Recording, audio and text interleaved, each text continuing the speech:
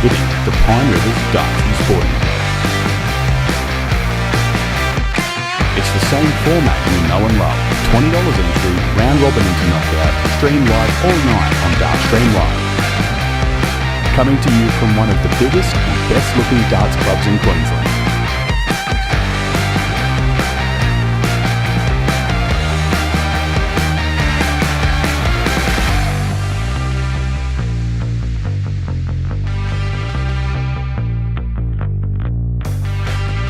Not to mention the Queensland hosts of the prestigious Australian Darts Association Tour.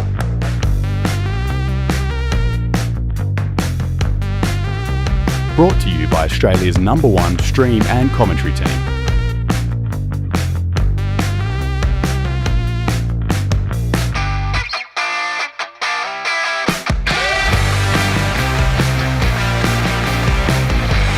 Big thanks to our sponsors, Aussie Dart Supplies Online,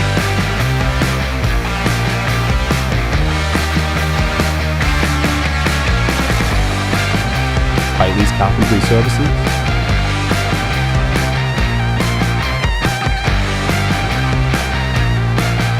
and Mining Electrical Solutions.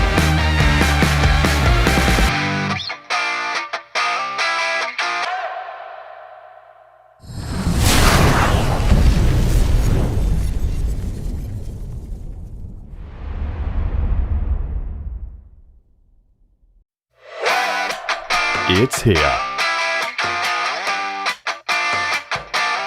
DSL Friday Night Darts is hitting the Pine Rivers Darts and Sporting. It's the same format you know and love. $20 entry, round robin into knockout, stream live all night on Dartstream Live. Coming to you from one of the biggest and best looking darts clubs in Queensland.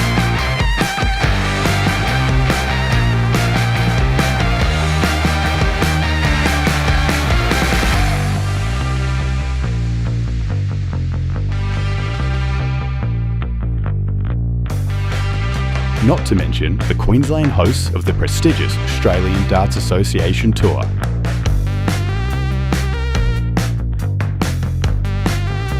Brought to you by Australia's #1 stream and commentary team.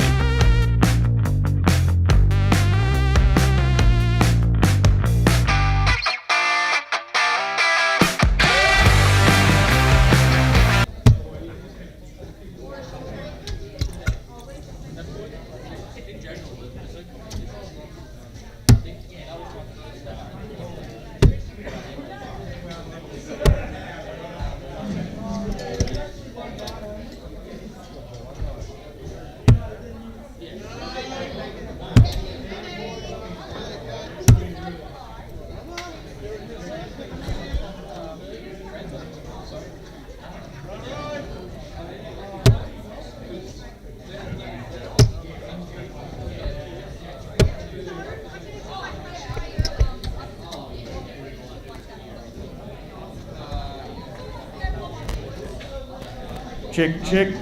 All right, ladies and gentlemen, apologies for the delay in getting underway. I'm just going to hog the camera for a second, sorry mate. Thank you. Yeah, apologies for the delay in getting underway. We had some internet troubles, but I think it's resolved as far as the iPads and everything goes, so we can get the comp underway. So, Group A, on board number 2, Jimmy Papworth, Jordan Mathers, Ben Kimpton, Ashley Browning, Dean Drum. Group B, on board... sorry, that's on board 12. Hang on, got to refresh that.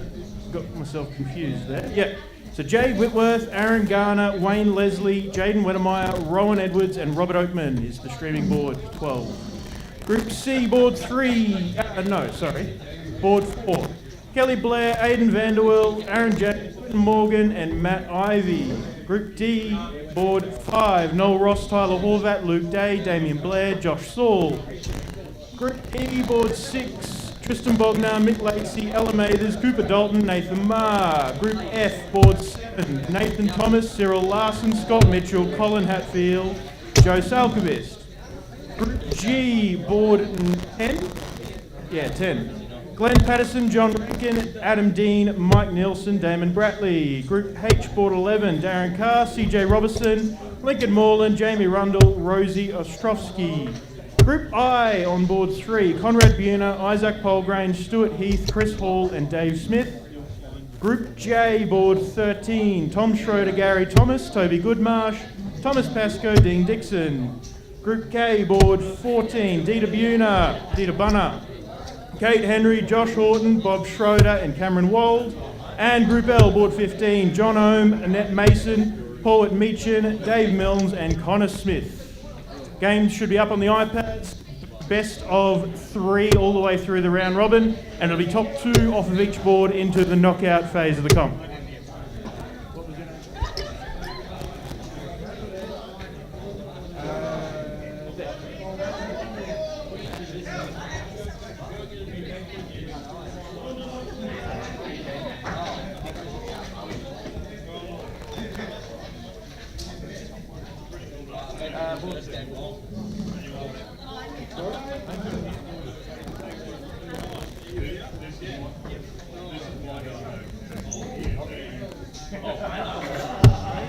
What's that? They finally recognised me. Looks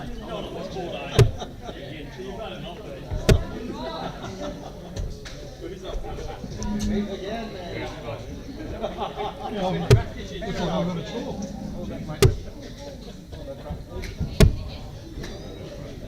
Oh, best days.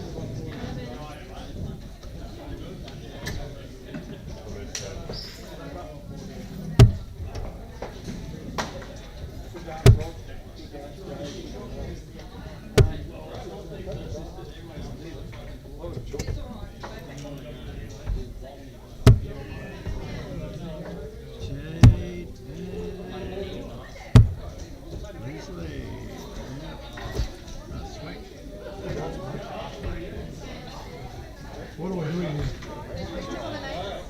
Do I tap this one? Yep, top one. Yeah. Alright, so I do a call and then you do a Sorry? coin toss. I do a call. Because you're the Coin first toss, person. Yep, Yeah. and then we do coin toss and then straight in. Point toss is the ball. Yep, coin toss for ball and then you go straight. And here we are, ladies and gentlemen, with the 16th of January, Pine Rivers DSL Friday Night Don't Darts. start. And we are just about ready to kick off. It was tails. And let me get the Dart Connect scoreboard sorted. Had a few little issues tonight, things going wrong. It's unfortunate, but it happens. And the most important thing is that we fix it up, move on, and have a cracking night of darts. And well, with that, Kate, are you ready for a cracking night of darts? Yeah, absolutely. Reckon First you've one just of got the year for me, so I'm Looking at that. stoked, really. 61 players we have, which is great for this time of year. Yep. We've had a couple of issues on the roads as well around North Brisbane, so a few people might have had plans to turn up, but it's been delayed. But 61 players is definitely a good start to the year.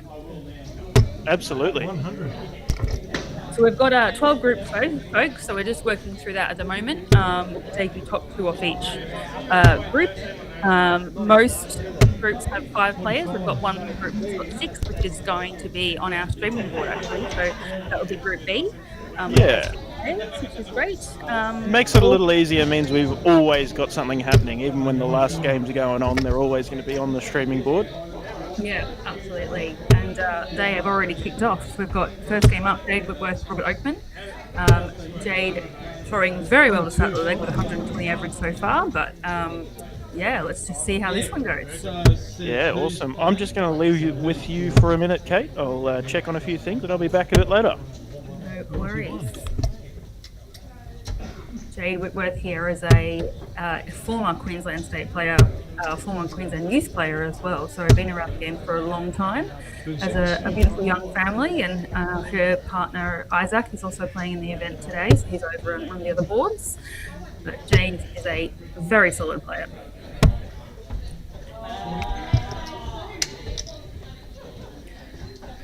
And we've had Robert Oakman on stream before. He's no stranger to the DSL family, having played at quite a few events both here and at Carroll Park. So he is one of those ones that continues to pop up and support the Friday night darts at DSL. So it's great to see some continuing familiar faces join us. 42.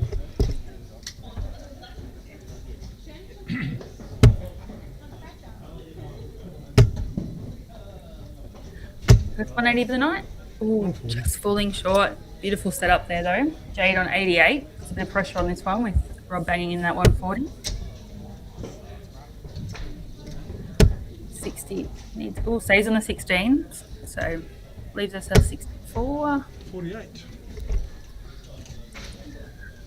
Robert looking at that 112 to make it a little bit difficult now with that one. 36. So Jade looking at tops here to hold her throw in the opening leg.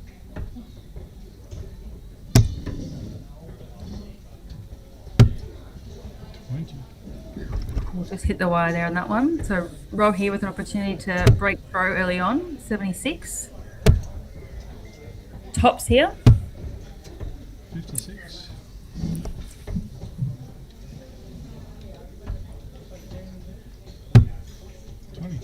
Nicely done there by Jade. It's always good to get the first leg under the belt, especially after starting off the leg so well.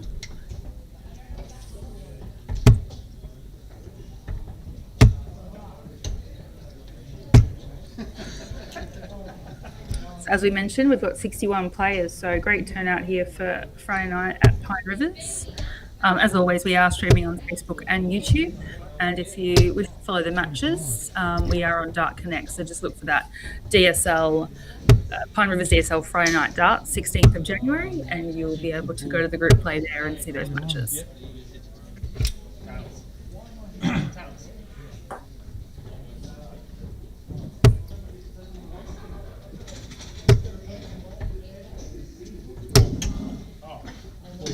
Nice steady set there from Jade. No. Go for ball. And leave it in the ball. 40. Only one. It's just to see who goes first.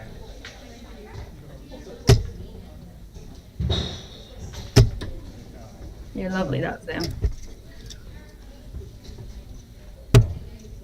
So that Rob needs to find a triple to keep going in this one. That's confusing.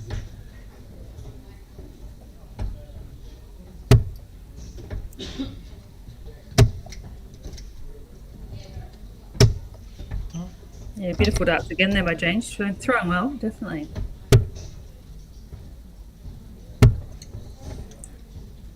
Rob just struggling a little bit in this opening game. First games traditionally are the worst game you'll play. In most cases, I should say, not everyone. But 42. Jay's left herself a finish. Rob back on 280 at this stage. So Jade looking at 154.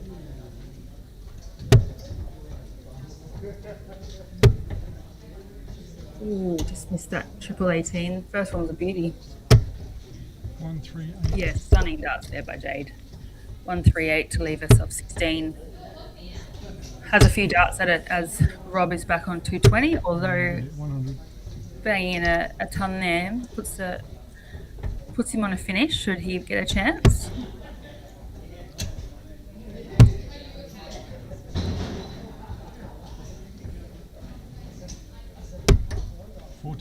Oh, just inside the wire on all three there. Very unlucky.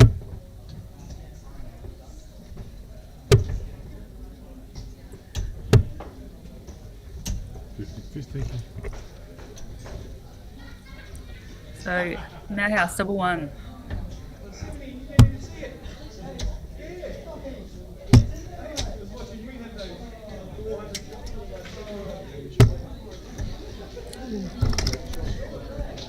So Rob here with the chance to hold a throw again, sorry. Tops. Check it. Oh, 7, 2. pinched that one. Came from well back on that one. Jade just struggling around the doubles. But one apiece here. Jade with the throw. 60. Solid openers there.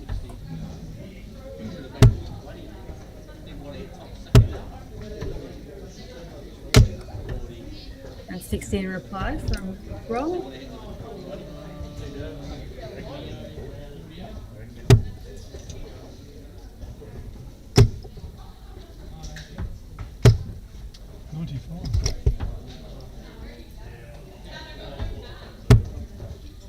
Stuck on the third one though. Yeah. Ball it back. 60.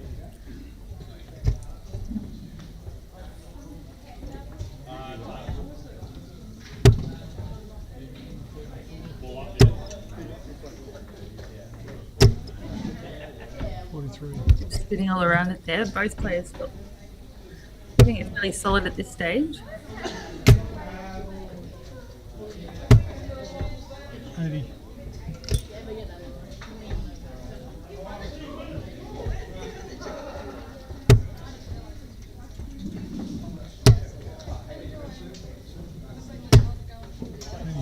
Yeah, good pick up there.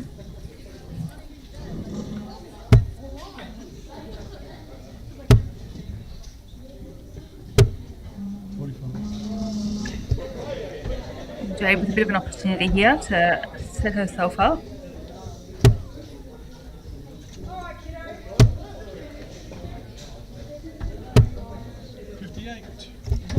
Thinking.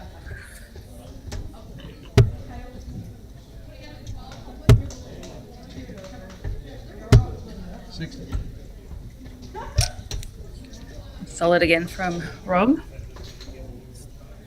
Very consistent on those big 20s. Jade's banging in those triples.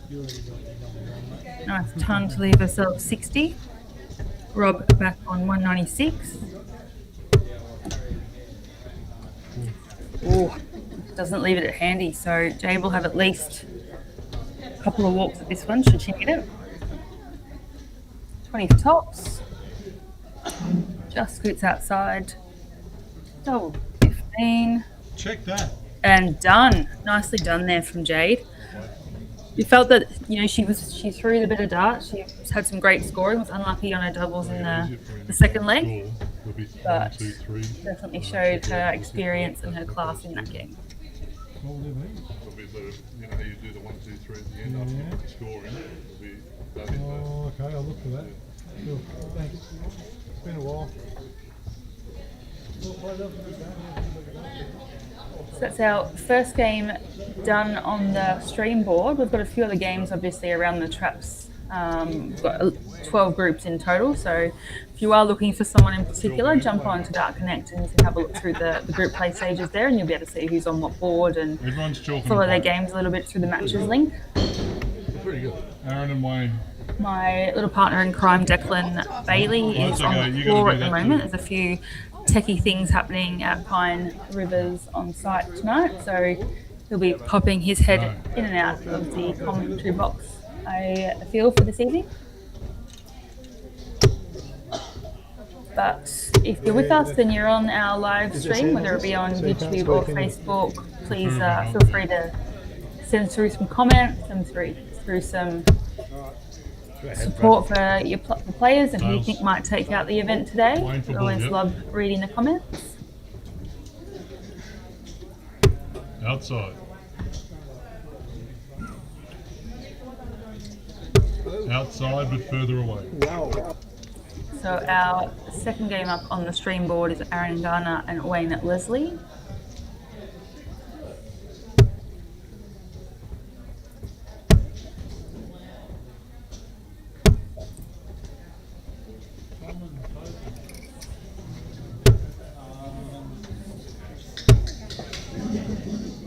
Gary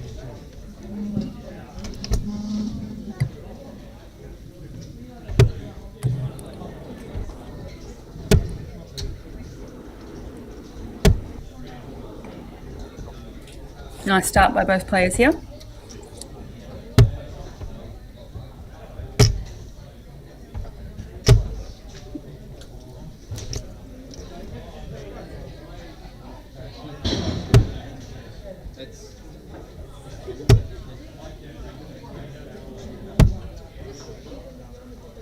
Yeah, lovely darts there.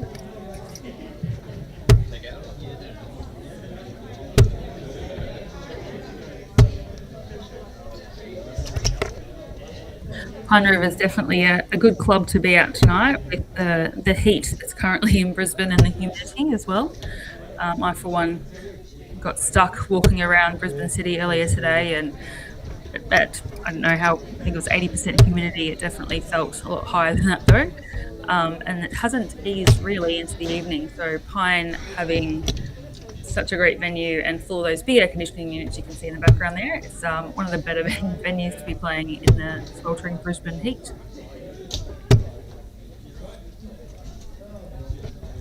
Pine Rivers has actually done a lot of work to this club over the years. The committee do an amazing job. They've had a couple of really bad incidents and issues with storms and various things like that being in Queensland, and they've always pulled through and had a great committee to get the club up and running as soon as possible. So shout out to those here.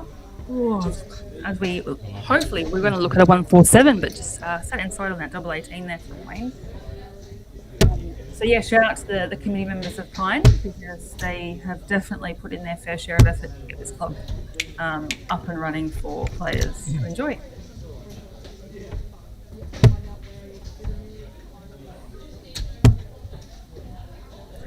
Double 4 for Wayne for the first leg. Too many. Aaron's done well putting some pressure on, so this will be a break of throw. Double 10. It's outside. Nicely done. That was a bit of a steal there by Aaron. But both players throwing very well.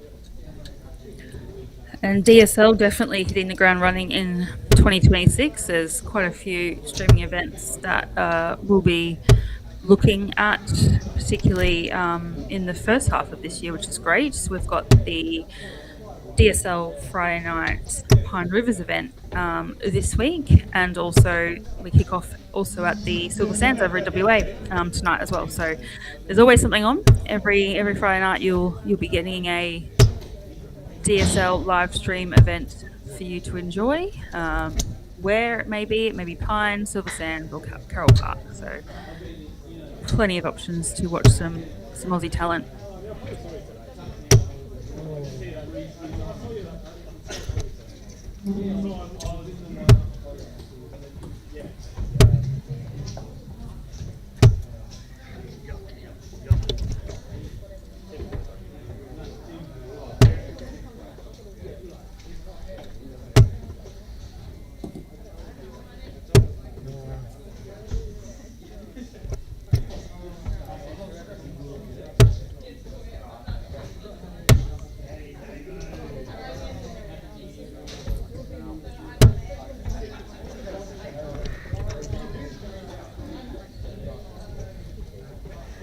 Just setting himself up to take out the match 52. He will return as Wayne's a bit far back on 211, but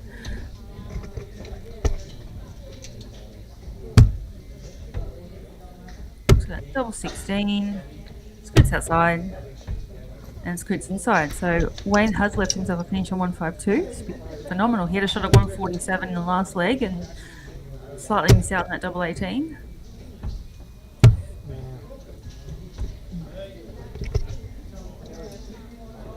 Aaron here with 16 left. inside, double four. Check. And nicely done. So that's our second match complete on the string board. And Aaron Oh, Garner yeah, okay. Yeah. Thanks, mate. Yeah, you can put knocking off Wayne Leslie there. Buttons, you know what I mean? yeah, sure. Much impatient. Plenty more darts to come in Well, time. it's probably easier. As you mentioned at the top, this board has 6 players on it, so there's a couple extra games on the stream board, which is great for all the darts fans to enjoy. But if you are looking and following anyone in particular, Pine Rivers DSL Friday Night Darts on Dart Connect, and you'll be able to follow all the matches there. So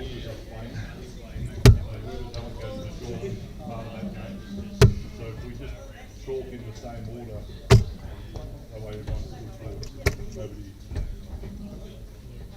Hopefully it'll work out. What are you doing, mate? Oh, I thought he said Jade. I was like, what the? Jade. A little bit confusing there. Jaden and Jade sound very similar, so the caller had called Jaden. However, Jade misheard that one and was up, ready to game, ready to throw. Your call.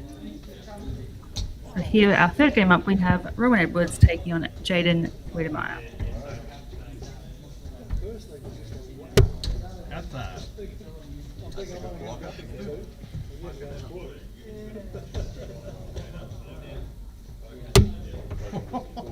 You got it. That ball hurt.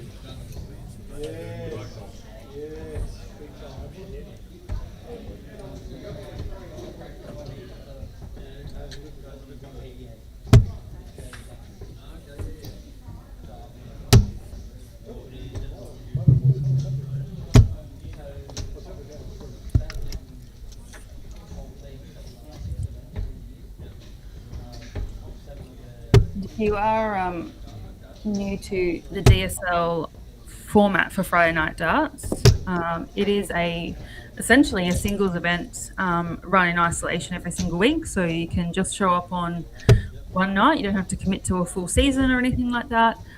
So it is a really good opportunity if you are someone that maybe not sure about joining a team, just want to try it out for a little bit, or potentially coming back after having a break for a little while. It's a great sort of avenue for you to be able to have a few games. It's a round robin. You're playing everyone on your board, so you're getting a few games. And it's a non-committed kind of event, so you can come and go as you please. So it is a great opportunity for players who like that format and who want to give things a crack. Pine being our newest addition, so we've had Carroll Park and the Silver Sands over in WA running for some time now. So we've added Pine Rivers to sort of the circuit, I guess, from late last year, and we've got some amazing turnouts. We've got 60-odd players in our first event at Pine Rivers, and then we got in the 80s for our first event back at the start of this year. So amazing turnout in Brisbane.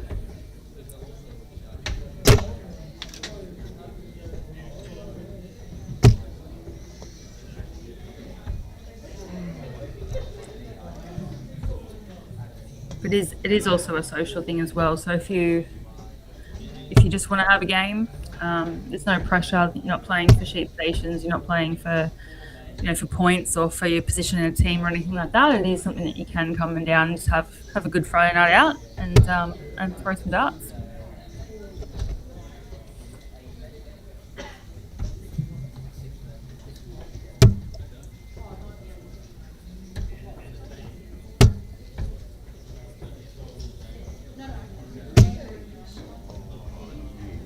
Jaden is one of those players that has played in a couple of different ones now. So he's played at Pine Rivers, but he's also played down at Carroll Park. So there's a few players in the room that have played at both Carroll Park and Pine Rivers, which is great to see the support. So thank you to those players that continue to support DSL and support these events.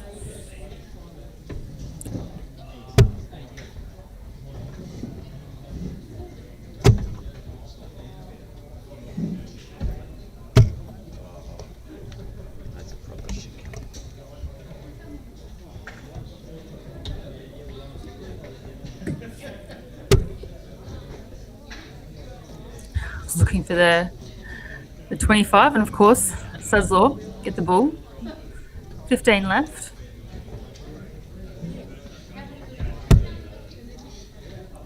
Double 4. Just outside. So Rowan back on 129, but completely doable.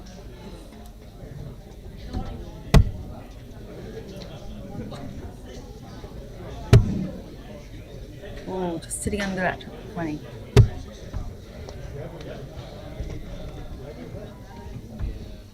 Leaves himself a handy finish, but Jaden with 8 left. Double 2. And boom. That was a breakthrough as well for Jaden, so nicely done there. It is a bit brutal in these best of 3, so first to 2 leg format. If you do get a break early on, it's great for the person who has the break, but if you're on the receiving end of it, it makes things hard. Not impossible, but definitely a bit harder.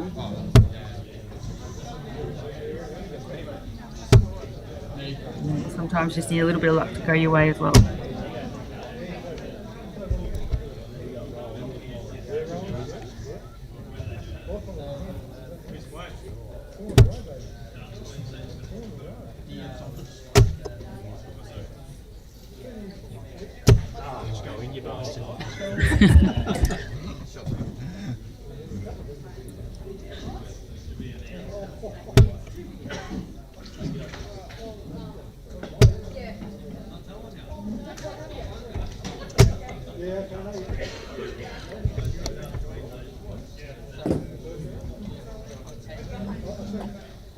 Just asked the tech guy, being Mr. Declan Bailey, to have a look at our feed, because I'm not sure if you've noticed online, but the sound is occurring before we're actually seeing the dart hit the board. So the caller tends to give it away before we get a chance to see it.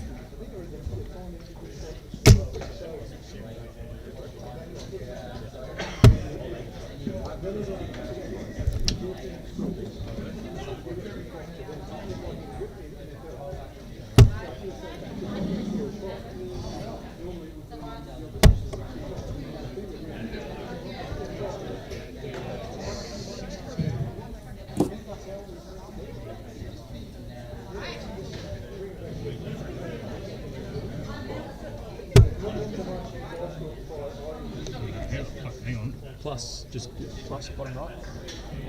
20. You got him.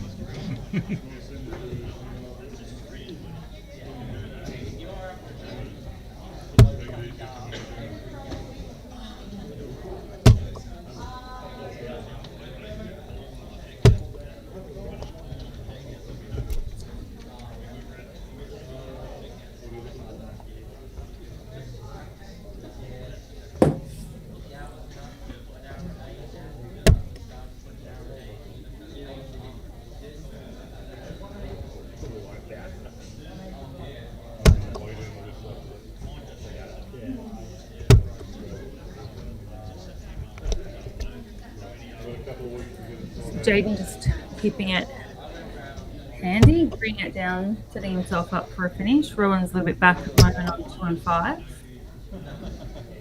Nice 20 then, we'll leave him for a big fish. Even better, leaves himself a lower finish than that one. So Jaden with 84. Can go 16s, or might go 14 ball, yep. Considering Rowan's on a finish. Will he go?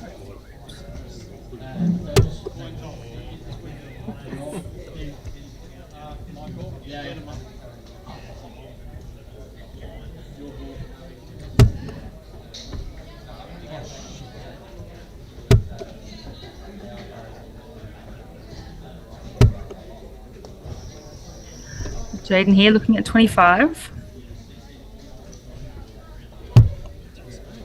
Oh, bust by hitting that double 12. So Rowan here with an opportunity to break back with 72. 24.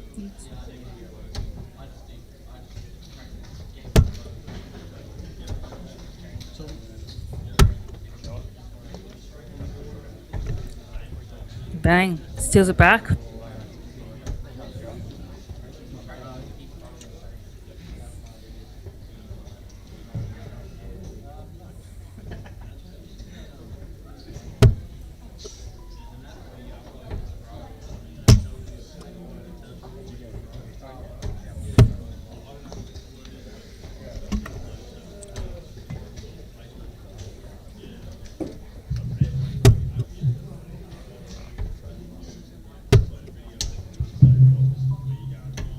Just for those of us who've just joined us, we are at Pine Rivers DSL Friday night.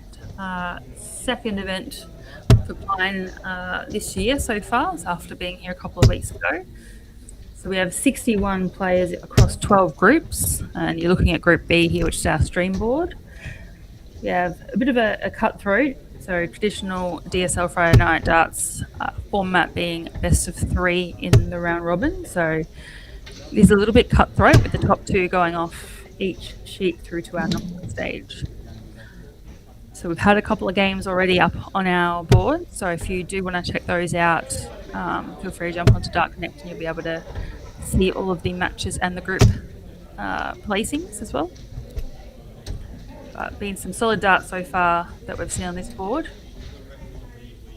and continues to be here with 1 apiece here currently, both players having broken the other player's throw. So back on throw here for the deciding leg.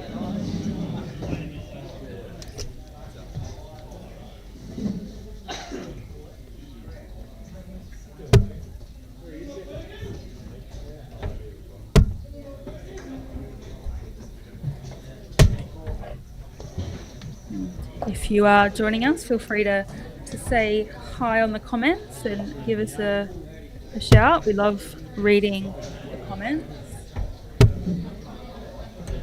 So I am here with Declan Bailey, my partner in crime in the Friday Night Comms booth, but he is being a jack of all trades as he often does, and is out on the floor at the moment helping with some technical glitches that we've had at the beginning.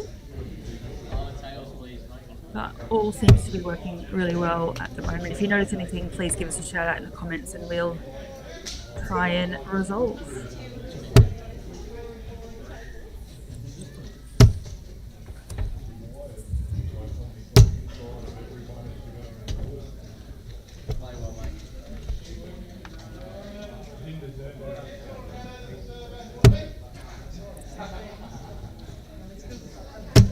So Rowan here. Should go 19 to leave himself finish. Ooh, just pulls it across a little bit. Jaden with 65 again. Did have this in the first leg and hit the ball with the first dart, so bounced out that time, straight out of the ball though. 46, so 10 or a 6 would leave him a finish. Or he could completely ignore me and go somewhere else. Straight out the middle of the ball. That was in the middle of the ball. Had a little bit of time. Rowan's back on 179, so not on a finish, but absolutely can set it up handy for himself should he return.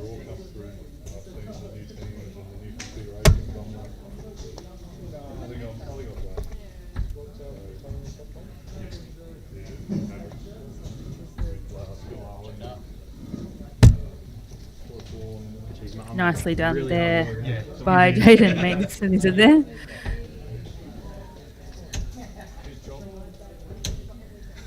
So that is I think that's our 4th game up on this board. Yeah. Someone, How are we working that? Because, New that's games so far. we're just going to keep swapping. have a look Play, keep how things are progressing. When Declan does get back into the comms box, we will throw up the draw and check a few things out around the grounds. But we've got most boards in full swing at the moment, being played at least one game. Thanks, Jaden, for the thumbs up there. Nicely done for you in there.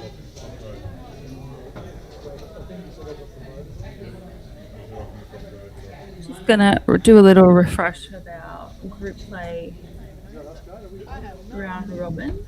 I'll get that way, Yep, me and Wayne. Camera there, mate. You've got to be very careful. I'm pretty sure you just moved it. Yeah. You gotta make it higher. Isaac has the same problem too. Imagine what happens.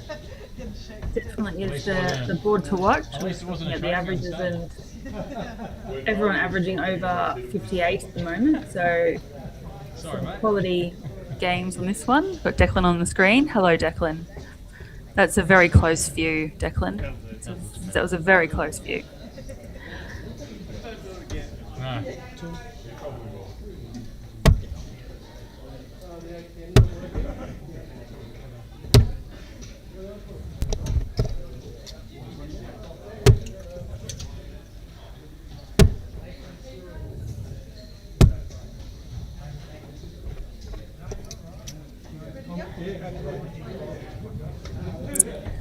Just waiting on the scoreboard on this one. So it looks like it's going to be Jade Whitworth and Wayne Leslie.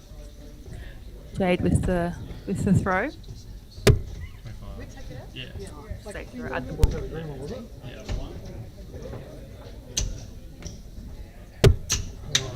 Nowhere near it. So Jade won her first match, had some beautiful darts, and ended up winning that opening match for herself.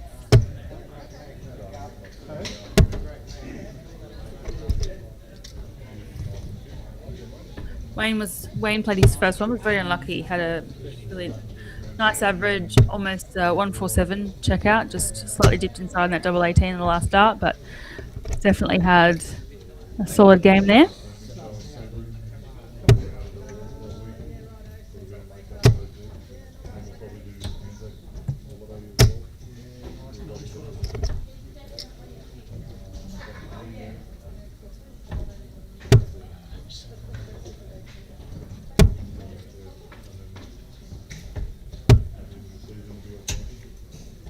Must be really enjoying watching the darts because my Apple Watch just told me that my heart rate was really elevated for the last 5 minutes. So it must have been a good game.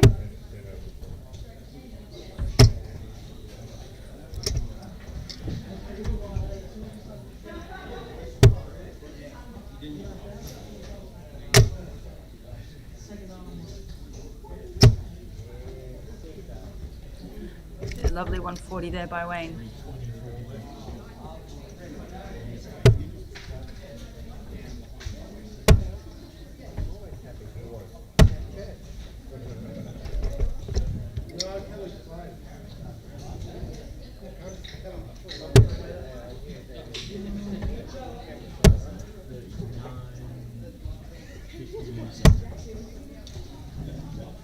$46, yeah.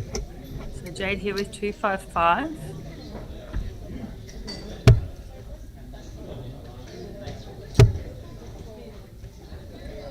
Just pulling slightly to the left a little bit, and that one's to the right in this game.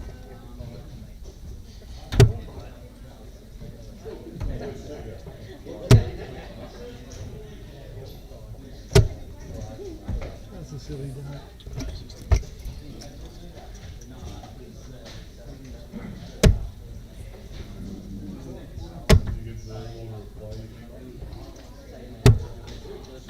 Yeah, lovely pick up there.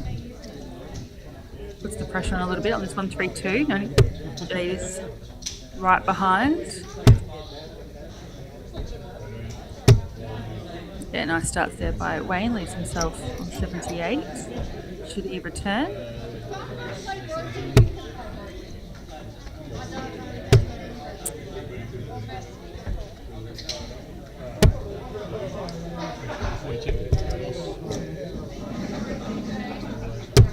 Should be triple 18, or just switch below into a triple 4, which leaves 12.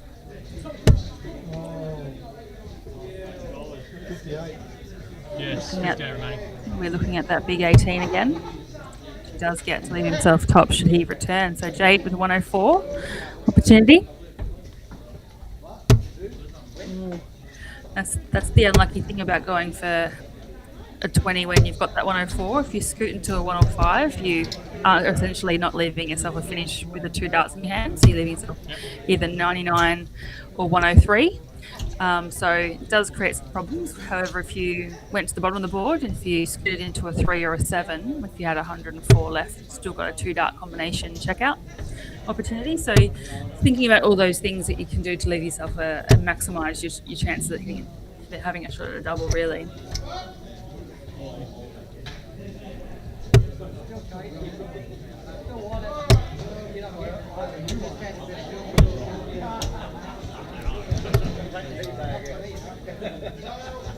if you are new to the DSL streaming feeds, we do move things through quite quickly. So it is a best of 3 format, so cutthroat as it is. However, the team on the ground in the room keep the games going pretty swiftly. So we're not here all night, but things move very quickly. So if you are looking or wanting to have a look at other games that are on other boards, feel free to jump onto Dark Connection. You can see things moving on the group sheets there. As we mentioned at the start, top 2 off each board go through to our knockout stage.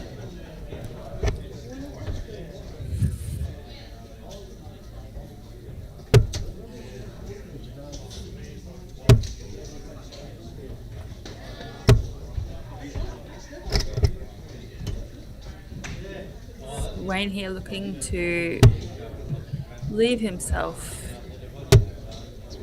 finish.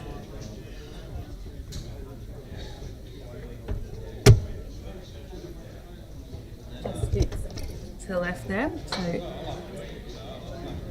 Jade feeling it's a triple or 2 in this one.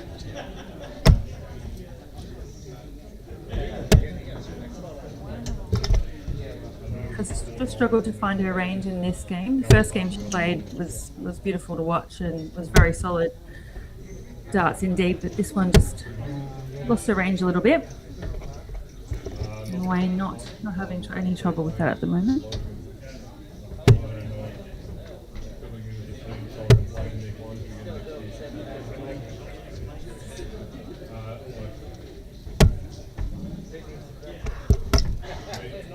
So Wayne had a shot at this 147 in his first leg of the night. He just missed that double 18, but not happening again for him.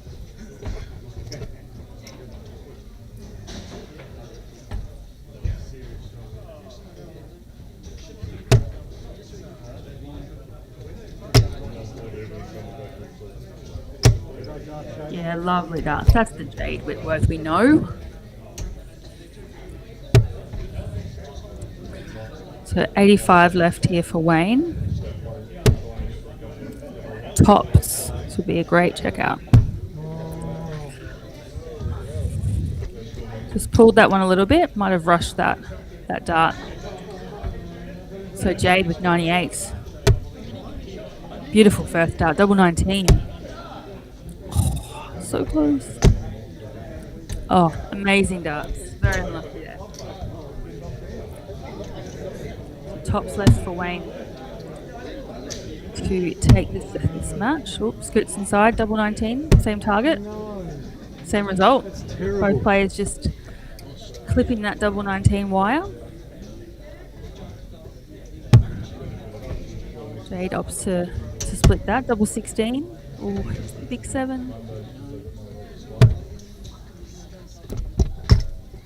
Will Wayne split it or will he just go for it? I have a feeling he'll just go for it. Yes. So, and that's the risk you play if you do go for that. J double 8.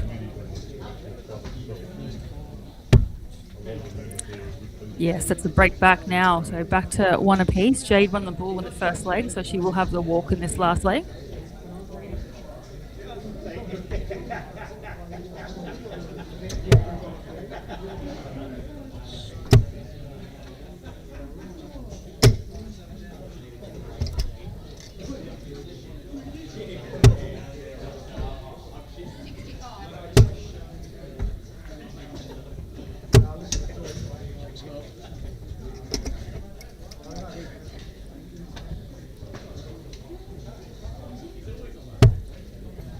Got Jade's partner Isaac in the background playing on board 3, about to throw there, and he keeps taking a peek over here and seeing how Jade's going. Good to always have the support in the room.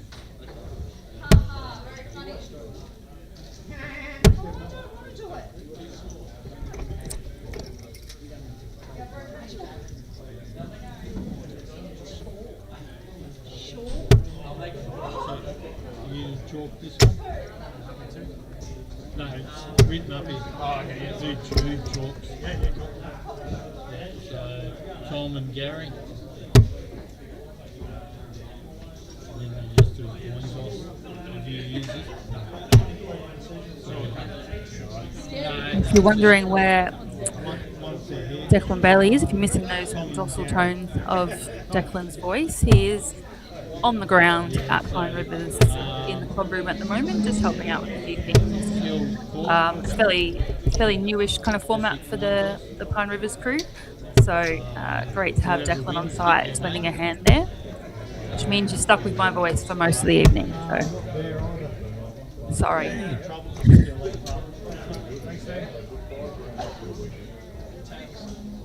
But great turnout, 51 players.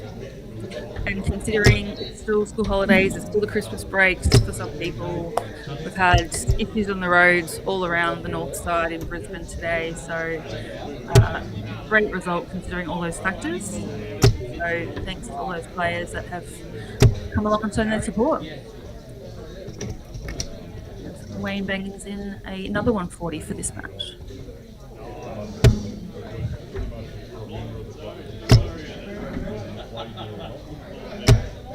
Yeah, lovely darts there for Jade. So 17 for tops. Ooh, 15 for tops. No, two big numbers missed. 49 remaining.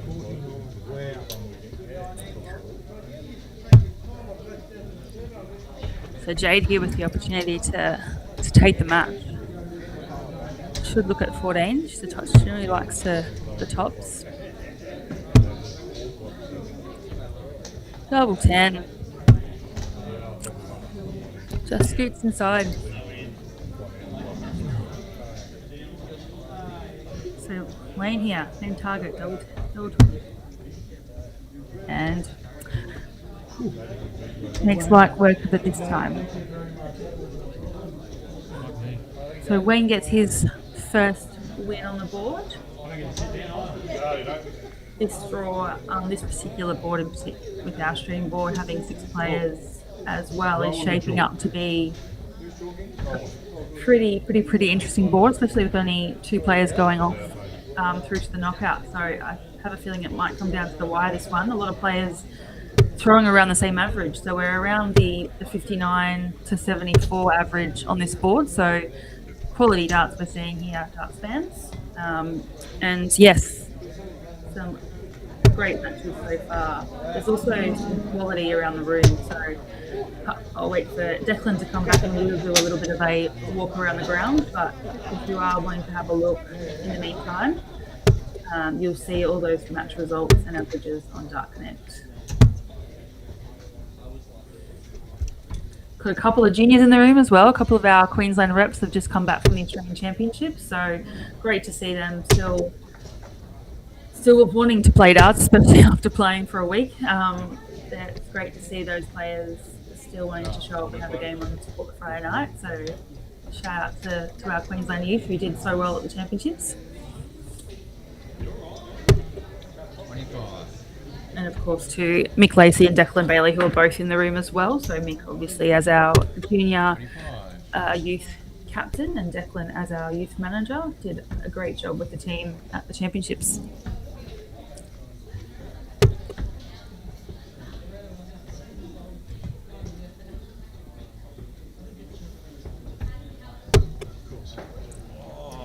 First start. Rob's away. Right, so Rob with the darts in our next match. So Robert Oakman, Jaden Wiedemeyer. Jaden won his first game just before, had a solid 74 average in his first game, which was great. Could have been actually more, just had a few darts go awry at the doubles, which generally happens when you leave something. And Rob was quite unlucky in his first game, just struggled with the doubles as well. But plenty of time left in this draw, especially with the 6 on the board, so lots still to happen tonight.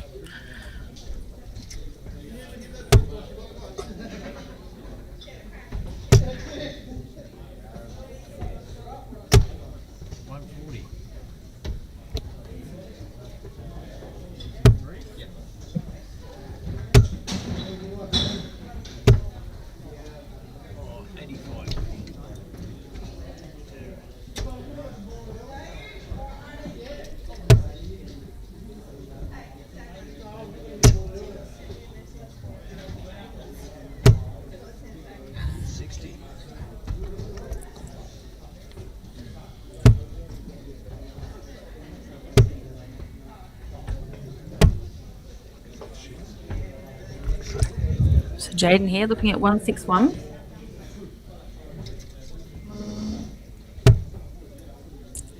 Just pulls that one.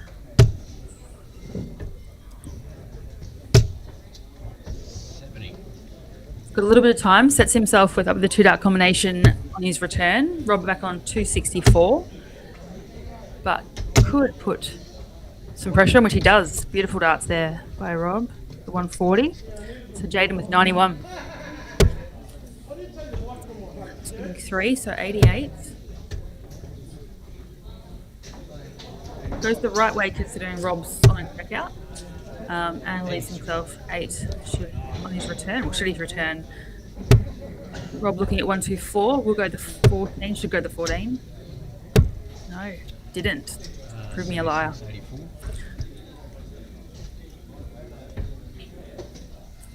So Jaden here looking at that double 4.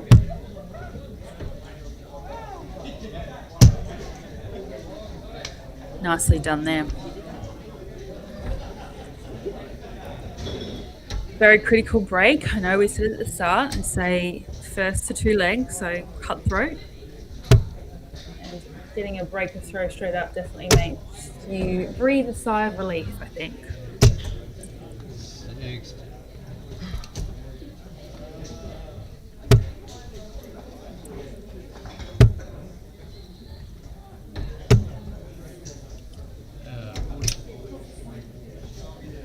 Big shout out to all the people following us at the moment. We've got our YouTube feed up, we've got our Facebook feed up, so thanks everyone for jumping on and spending your Friday night with us. We've got a big night of darts. We're at Pine Rivers at the moment, and in a little bit DSL will be streaming also from the Silver Sands over in WA as well, so plenty of hours left to follow on and watch some of our local Aussie talent play.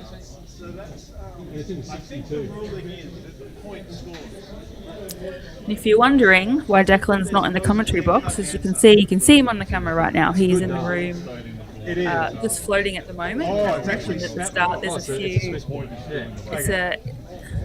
Oh god, there's actually a point in the dart board. So that's 95. And I'm not against it. I'm just going to have to change the point. no barrel. Take a screenshot of that. The point, if you're hanging and the point touches the score. We just wanted clarification. That's why I'm just wanted to make it official. So technically that should count, because should be, as long as the tip of the dart is in the dartboard, the dart should count. Never seen that before. Yeah.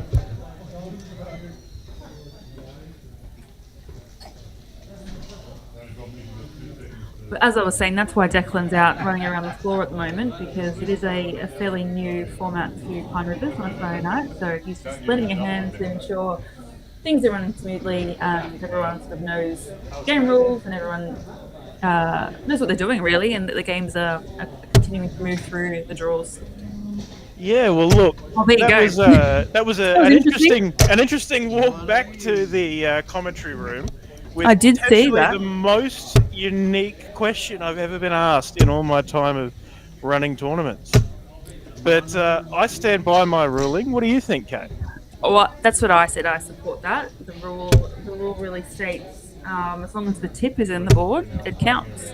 Yep. Because I remember Mr. Owen Binks, the man who taught me how to spot.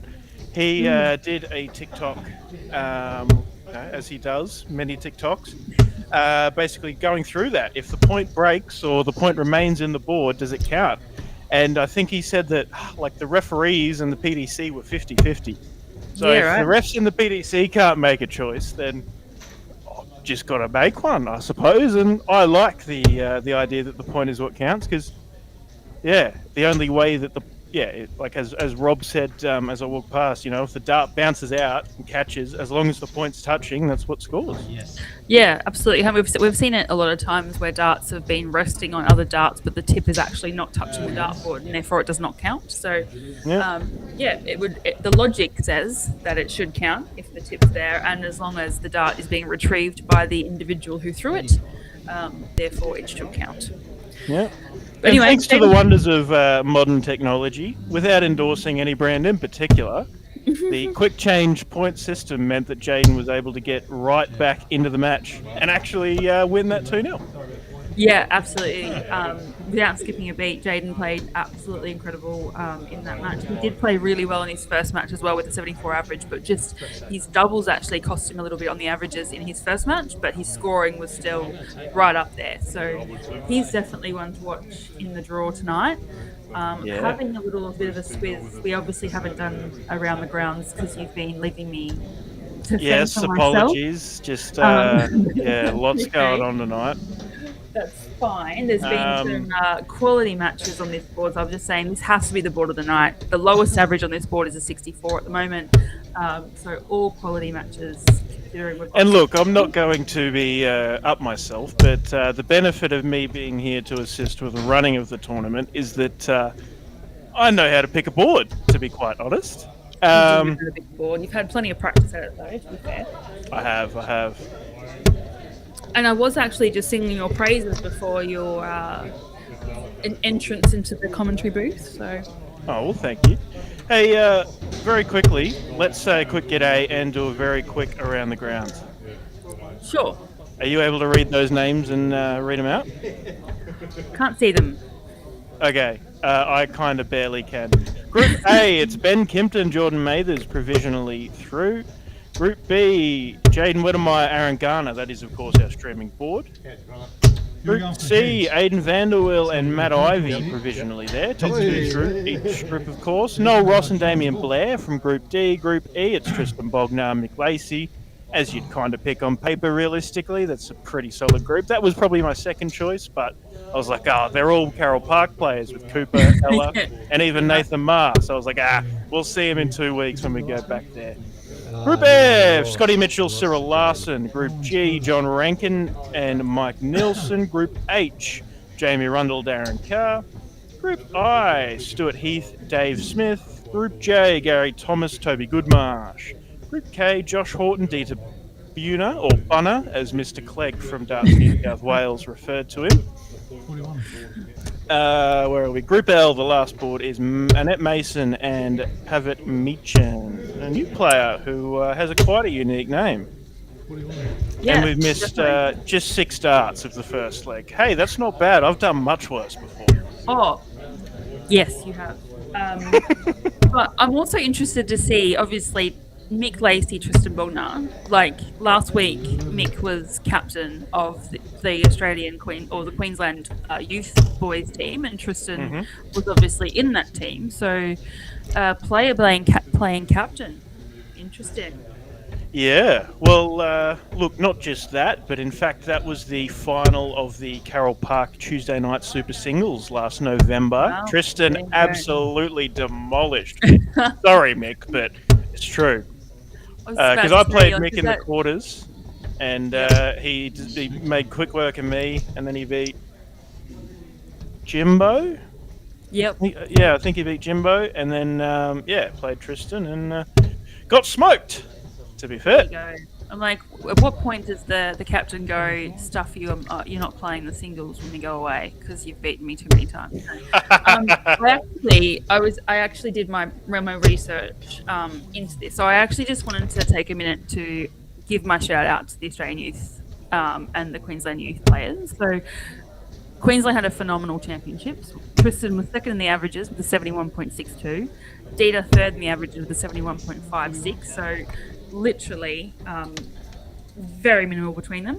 Tristan, champion boy and the Australian singles winner. Claude, runner-up in the Australian singles, runner-up in the Pacific Masters. Queensland boys teams winners with Tristan, Dieter, Claude and Bronson. The mixed doubles runner-up with Dieter and Shante. And then you've got the doubles runner-up with Dieter and Bronson. Like, phenomenal team effort. And it was a couple of, the girls doubles as well. I think we had semi-finalists in the girls doubles as well. So, great result overall. Amazing championships. Shout out to Mick Lacey and Declan Bailey for their captain and manager roles. You've done Queensland proud. So big shout out to all the players there that had a great championships. And a shout out to all the winners and WA for winning Champion State as well. Yeah, absolutely. Look, I mean, Champion State takes, of course, into account both boys and girls. And look, our boys were probably the Champion State. Not to take anything away from the girls, they had some very decent results, but WA were just absolutely insane. Alyssa Moody, Jesus. On a youth, on a rookie year as well. So Yeah. She did amazing. Emily Jarvis has been playing junior darts for years and years, and Emily beat Alyssa in the Pacific Masters final, and I don't think Emily beat her again all week. No, They it's played another Alyssa- 4 yeah. times or something. It was ridiculous. It was crazy, and the averages for those girls were awesome as well. Like you know, if they were right up there with some of the best ladies as well, so definitely able to hold their own in the seniors. And you just think about the formats that these girls and these boys play in week in week out. It just shows the strength of the sport as they come through, and they're hitting these ridiculous averages from early ages. And can mix it with the best players in the country easily.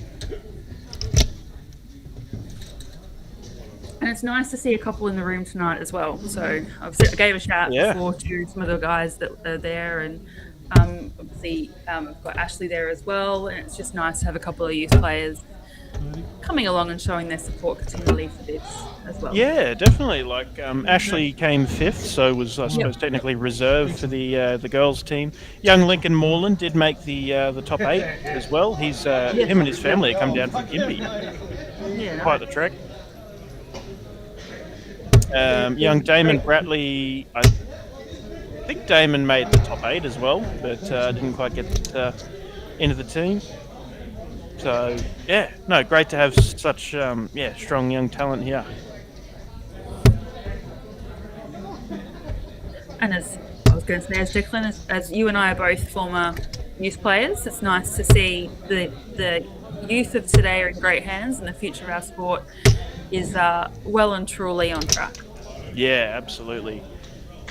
I was just talking also about Jade Whitworth in the room before. She obviously was a Queensland player for many, many years, as a junior and as a senior, and quality player. So it's great to see her back throwing, to the level that we know her to play at. Yeah, absolutely. Jamie Rundle, former World Cup champion. He's had a little bit of, taken time stepping back and just playing local a few times throughout his senior career, and he's booked for the ADA, so that's going to be great to see him back on tour again. Yeah, I was talking about the ADA the other day, and I think, did I hear correctly that the only concern now is having a venue big enough? The demand and the nominations have been up through the roof. Yeah, well, not nominations, as we haven't opened the floodgates yet, but the interest is ridiculous. Silver Sands as the first event, the numbers we get there.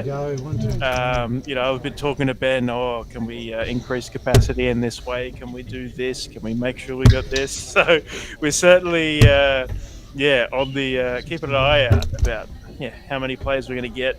And, we've got to make sure that particularly the Friday night, starting at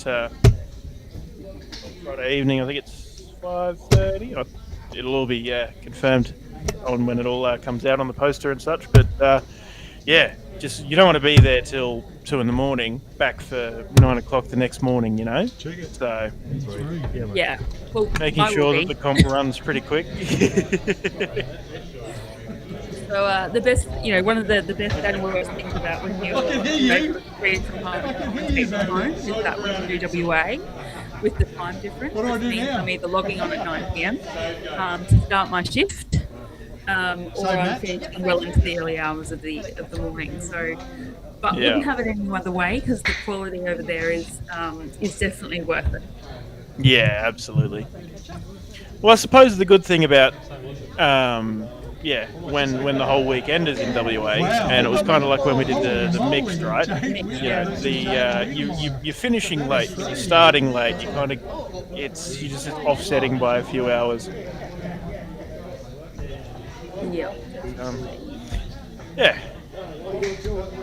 Anyway, we've talked a lot about other stuff. We should probably. This is a very interesting game now because both of these players are playing exceptionally well. Both have had a win or two. So currently sitting second and third on the table of this board with the top two going through. So I'm really curious and interested to see this game. Yeah, and in the interest of not making it confusing, we're not going to refer to them as Jade and Jaden. Or JW and JW.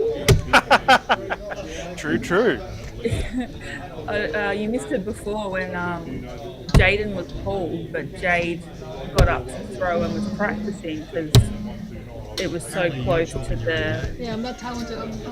the name pronunciation was so close to hers, so she was like, "I thought I got called," but no, it was. Sorry, that's us. That's us, yeah. No, great. It's Ooh, finally I'm someone drinking or something.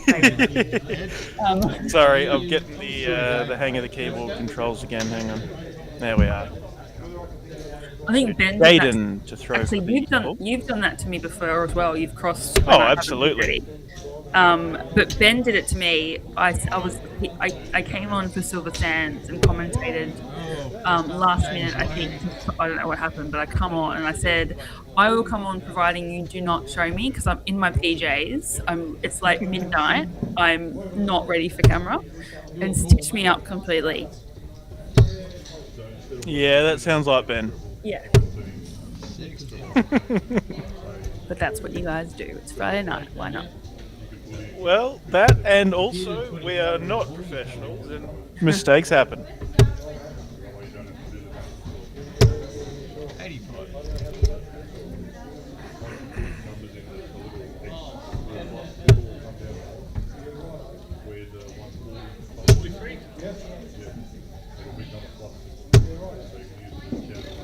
Making decent time. The streaming board being a group of 6 is going to take longer. That's just how the maths works. But they are plugging through reasonably well.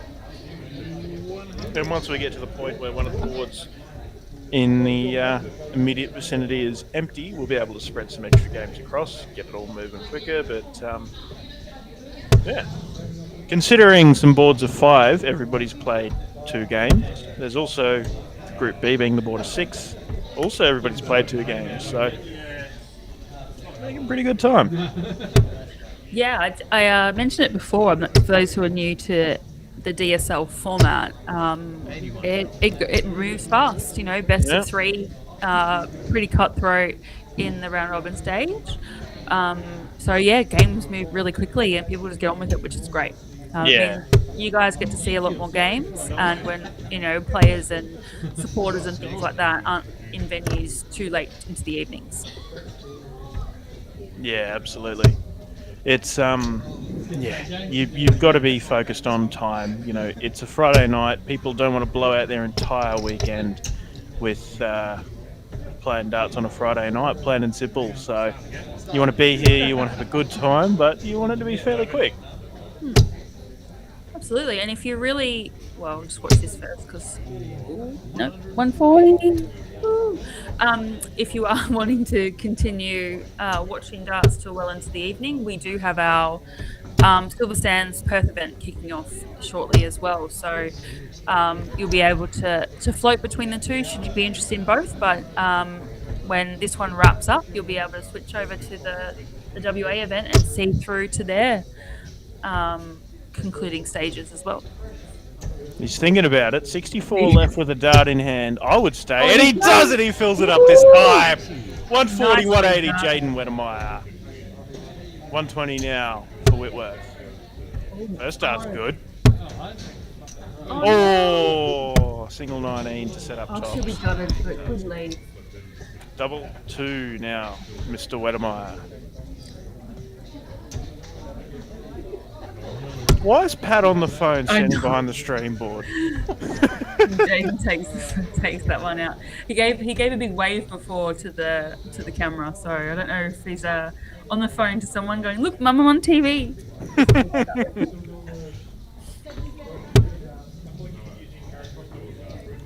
If he wants to be on camera, I'll bring him in and we'll have a yarn. So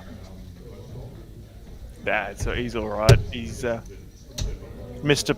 For those of you who aren't aware, Mr. Pat Ingram, El Presidente of Pine Rivers Darts and Sporting Club.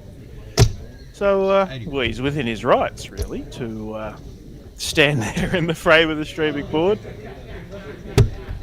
Yeah, I was giving a shout out to the committee and the support that Pine Rivers has. You know, right, the club is amazing, and considering what it's been through, and we've had storm damage, and we've had closures, and we've had some horrific times at Pine where the venue's been impacted, and the committee and the people around it have just been amazing to get this club up and running as quickly as possible for players. And it's people like Pat and it's people like Deb in the bar, and you've got Walshy, and you've got Anne, and there's so many people that I can't, and Richard and the guys in the kitchen. There's so many people that actually make this club tick, and yeah, huge props to them for putting on another great venue for us.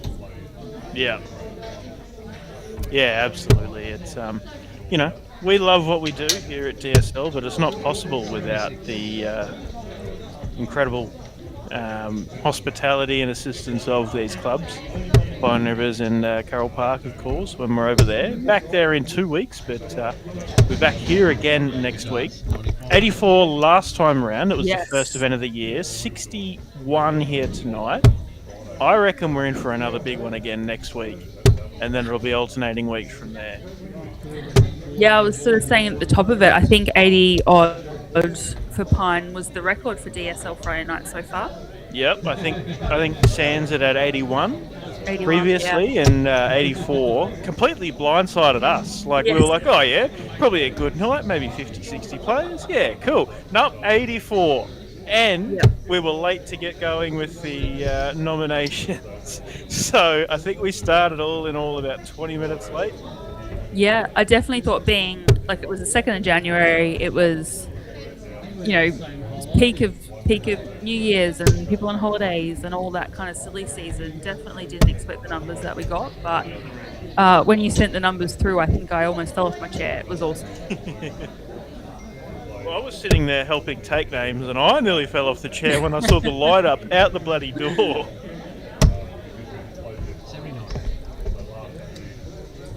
Lovely darts there for Jade to leave herself a finish. We've got Jade looking at 116. Triple 19 would leave him tops. Mm-hmm. Two singles, treble 18 would leave him 24 if he gets a return visit. Yeah, That's what he does. 98 now, Jade. 62. she did have a shot at this in her last match and just clipped that double 19. So interesting. Hopefully she goes one better and throws this one in. Yep. Treble 18, double 12. Oh. And luckily just the other single 20 leaves tops as well. Double 12 now, Wedemeyer. Great marker. Not so good marker. To go off the barrel there. Yep. There he does. Yeah. Nicely done. He's throwing well. I definitely think he's one to watch for this event. Look, I mean, he's played his fair share at Carroll Park and here at Pine Rivers. Yeah. And he's had some great matches. Even, I think I've definitely spoken about this before, but probably the first really time I saw Jaden was the Queensland closed here in this room last year in the mid-year. So for those of you perhaps from other states or unfamiliar, the Queensland close marks the end of the Darts Queensland calendar, and it's the end of June. And it's basically the last event. Everybody gets their last point before the rankings close, and then the number one man, number one woman is allocated. And Jaden Wedemeyer, I'd seen him at the Zone 1 Open playing decent the week before, comes into the Queensland close and blazes through some big names. I can't quite remember off the top of my head, but made a semi-final. And then from there, I've seen him at Carroll Park. I've seen him here. He's making a bit of a name for himself. He's a very solid player. And just, I suppose, probably needs a bit more of that big game experience. But I've heard along the grapevine that he is travelling buddies with Josh Horton and will be going to the ADA events, particularly the one in Perth. Awesome. As I don't know if he's still young enough this year, but he definitely was last year young enough to contest the youth rankings, fighting for a PDC World Youth Championship spot.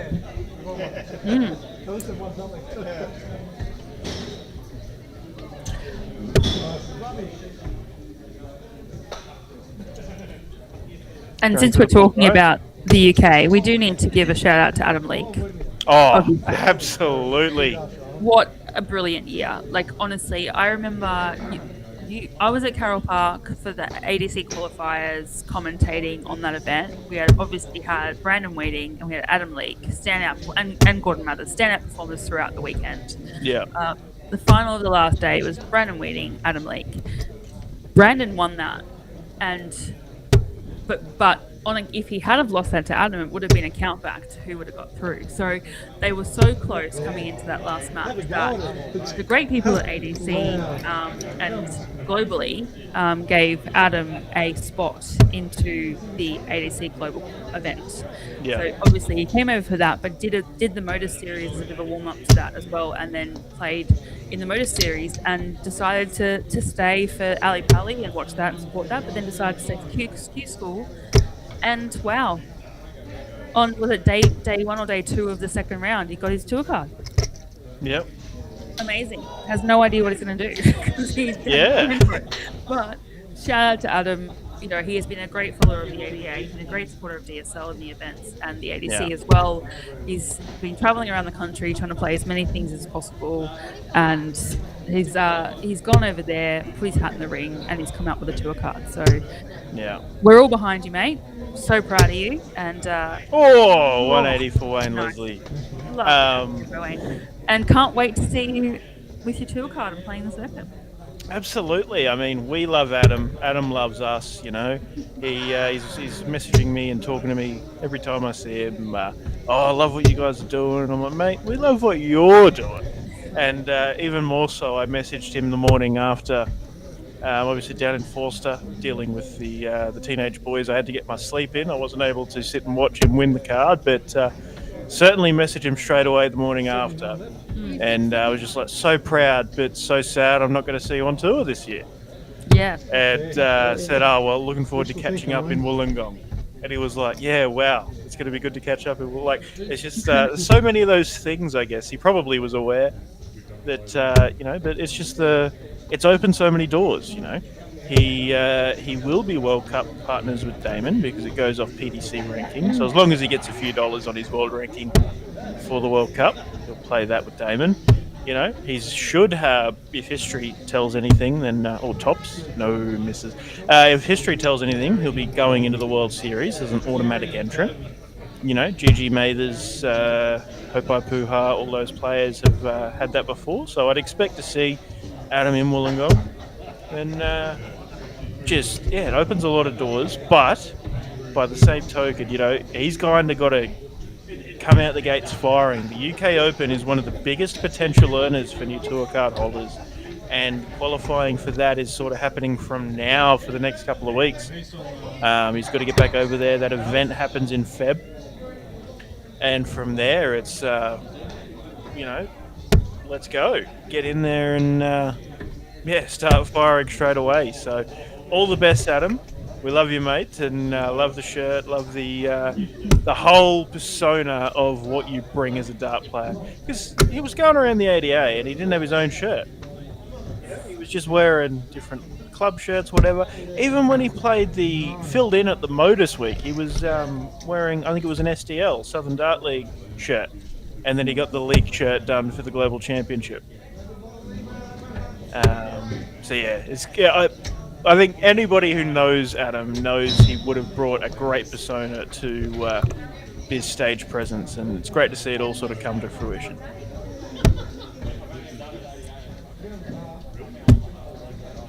I'm just pausing because I have a comment on it, but I just wanted to watch this. 52 for Rowan after going off the board, going for the 12 to set up tops. Got tops now. Double turn.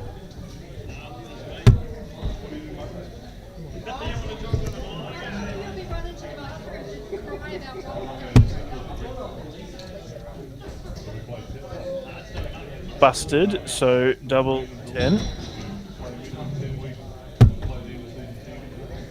Double 5. And 5 left. Could go the bus. No, yeah, he does. Finds the tops that he wanted a few darts ago. Double 1 here, Wayne.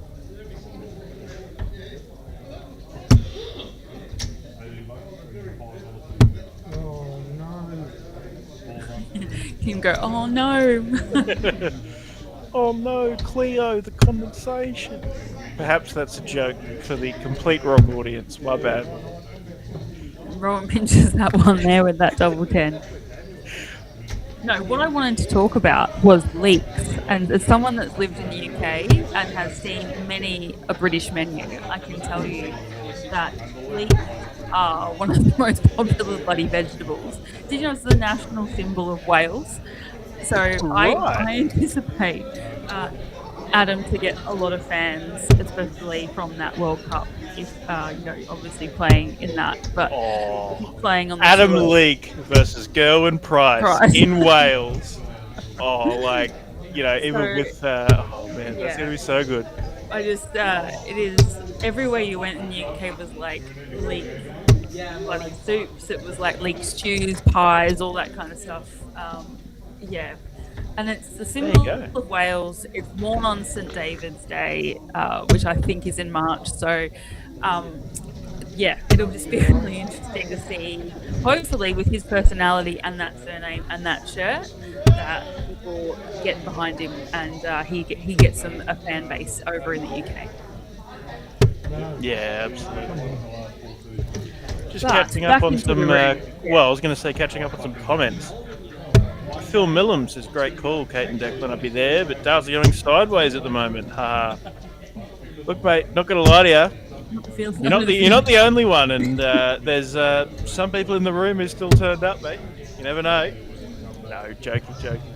DJ Kiwi, Greg Taylor, Mr. Dart Connect, Mr. Tournament Director of Darts Australia, who kept the show on the roll last week, even when things went wrong with formats and whatnot.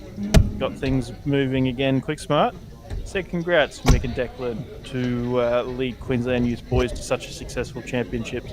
Thank you, Greg, for all your hard work, mate. It was a pleasure to be there, and always great to be at an event that you are a part of facilitating, mate. Great to catch up. The tournament director of Darts Australia drives a sick blue Mustang. I saw it out in the car park and was like, man, what a car.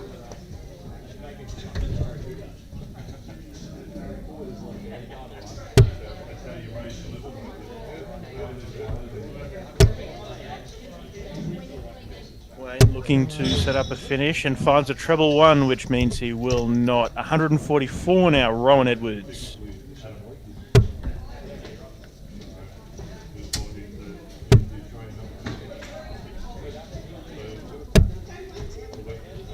$181, Wayne really needs to set something up off of this.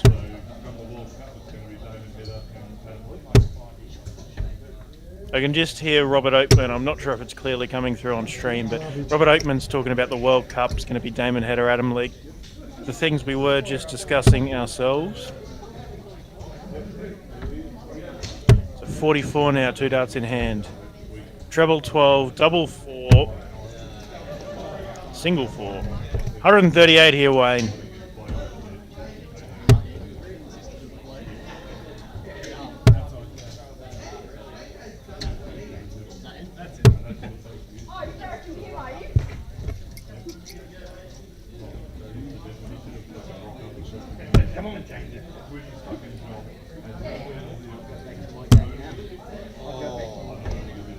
Bust. Needed the double one on that last dart, or second dart rather. 100 here for Wayne. There's a 5, 95. Treble 19 for double. Double 2 now, Mr. Edwards.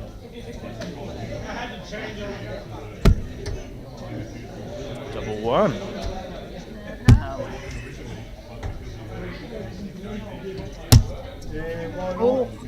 Gets it done. And that is a 2-0 win. That is Rowan's first win tonight, so it gets him off the bottom of the board as well. Up a little bit in the ranking, but it is like we said at the start, it's a cutthroat one, this one. We've got 6 on this board, only 2 through to the next round to the knockout, so it is pretty cutthroat being best of 3. But there's still a lot more games, and it's going to come down to the wire, and it is going to come down to who potentially beats who as well, and how the rest of the draws go too. Absolutely. Well, speaking of down to the wire, 3, 2, 1, we will be on camera, Kate. Yeah. Okay. There we are. As you're eating your food. Okay, and Group A, it is currently Ben Kimpton, Jordan Mathers provisionally through there. Hold on. Try and make it a little bigger. Group B, streaming board, Jaden Wedemeyer, Aaron Garner. Whoa, gone way too far. Group C, Aidan Vanderwill, Quinton Morgan. Group D, Noel Ross, Damien Blair. Group E, Tristan Bognar, Mick Lacey. Tristan beat Mick. Player beats captain. There you go. Group F, Scotty Mitchell, Nathan Thomas, provisionally there. Group G, John Rankin and Adam Dean, provisionally there. Group H, Darren Carr, Jamie Rundle. Group I, Stuart Heath, Isaac Polgrain. Group J, Gary Thomas, Dean Dixon. Group K, Josh Horton, Bob Schroeder. And Group L, Pavitt Meechan and Connor Smith. Where's Pavitt come from? We mentioned earlier as a new face to the DSL Knights. So Yeah, I don't know. Dunno? He's got an Aussie accent, so he's somewhere in Australia. He is, but yeah, I'm not actually sure. He's got a dart shirt with his name on it, so he's obviously no stranger to the dartboard. But I should have asked, where do you play? These are things that I will learn in due time. I haven't been doing. Checked out the. Sorry to interrupt. You're right. I feel like I need to do this because I've just checked out the nominations for Silver Sands on tonight. 80 players. Ooh. Damon Heta is playing. Ooh. As is Justin Miles. As is Bo Anderson. As is Harry Patel. It is going to be a quality night. We've got Bailey Marsh there. We've got, as I mentioned, David Header there. We've got Blake Hatchett there. We've got, wow, what a night. So I spoke to Ben earlier and he said, don't tell anyone, but I have heard. Yeah, wow. And Mums are in. 80 players. Some amazing players. How good's that? Australian representatives, some people that have represented this country overseas, and it's going to be an amazing night there as well. So when you're down here, folks, when this one wraps up, jump over to WA and you'll be able to follow the stream on that one as well. Wow. I mean, we had Simon Whitlock at Carroll Park. We did, yes. I'd say Damon Header is active PDC tour card holder, perhaps the bigger draw card. I'm just looking forward to seeing Damon. I would love it if we had a really tough board with Damon and Bo and Blake and. If I was JK, I would consider making putting it all. Board of death. Yep, board of death. Put them all on one board. Bailey Marsh included. Put them all on there. Blake Hatchett. Yeah, 5 players. Bailey Marsh, Blake Hatchett, Bo Anderson, Justin Miles, Damon Header. Bang. Yep, done. That's your streaming board. Yeah. Even like. Oh my God! Some of the names there. I'm not saying I'm definitely not taking anything away from Brian as well, because Brian's got some brilliant players too, and we've got a lot of them on our board tonight, which has been a treat for us. But we have 0 PDC tour card holders. Yes. In fact, we have 0 top 20 in the world players. Well, it's just because they don't travel, mate. You know, they could be. You never know. Could be. We love our players, but we do. I think every single person in this room would admit that Damon Header is a bigger draw card than anybody in the room. How cool's I'm like fanboy. Keep it in your pants, mate. It's all good. Oh, look, I've known David for years and years. I've probably met the bloke 15 times, but that's still bloody cool. God, I played juniors with these players, which A, firstly says how old I am, but B, you see these little guys running around like causing trouble for Betty Hislop over in WA, and her having to run around after all these crazy young boys, and now the likes of Bo and Kyle and Damon, and they've all played on the big stage overseas, and it's just amazing what this country can do for our youth players. So very excited that we've got some great youth talent coming through because the opportunities are endless now in the game these days. Yep, exactly. Anyway, Rob Oakman, Aaron Gardner, best of 3. Aaron won the first leg. I've just got to quickly duck out, and I will be back. I will not ditch you for anywhere near as long as I did last time. All good, mate. All good. 60.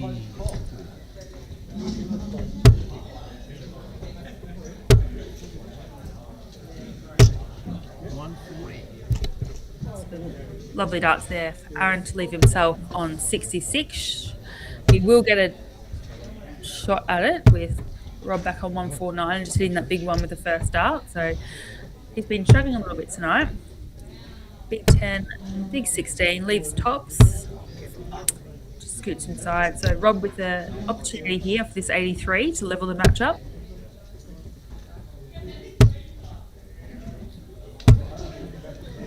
And leaves himself tops, but we'll be relying on Aaron to miss this 20 here.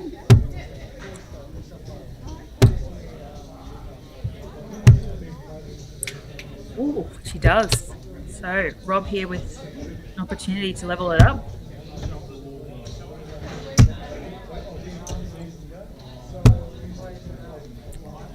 And drops it low. Double 10, double 5 I should say. Oh, I started a wire there. Just rushed that dart a little bit I think. And Rob bangs that double 10, so we've got a level match here. On throw, so Aaron should have the walk in this one.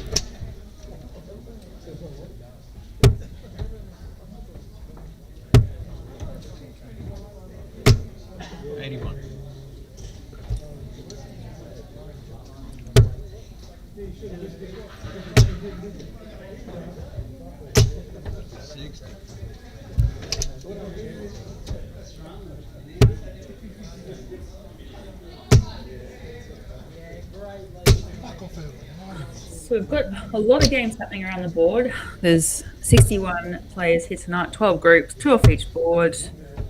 All other boards except our stream board has 5 and this stream board has 6. Got top 2 going through off each sheet through to our knockout stage.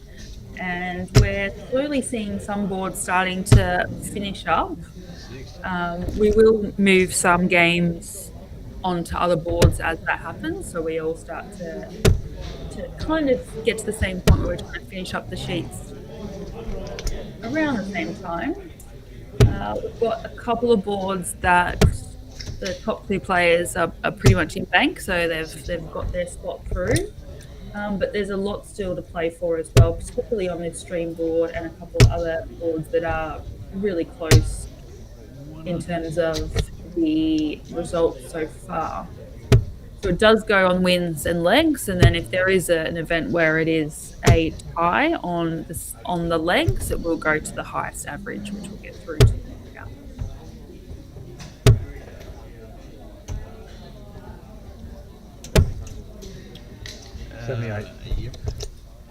So Rob, a little bit of work to do here, back on 2, 3, 4, but he has been someone that does generally fire in a big score around this time and leaves himself a double. Thanks for backing me up there, Rob, with that ton.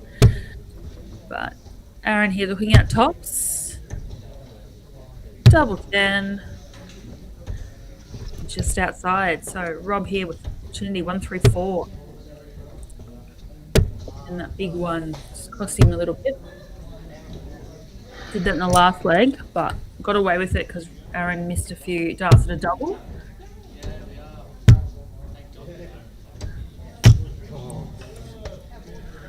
Could be history repeating itself. Who knows? So Rob with 94. 76. Double 8. just outside there.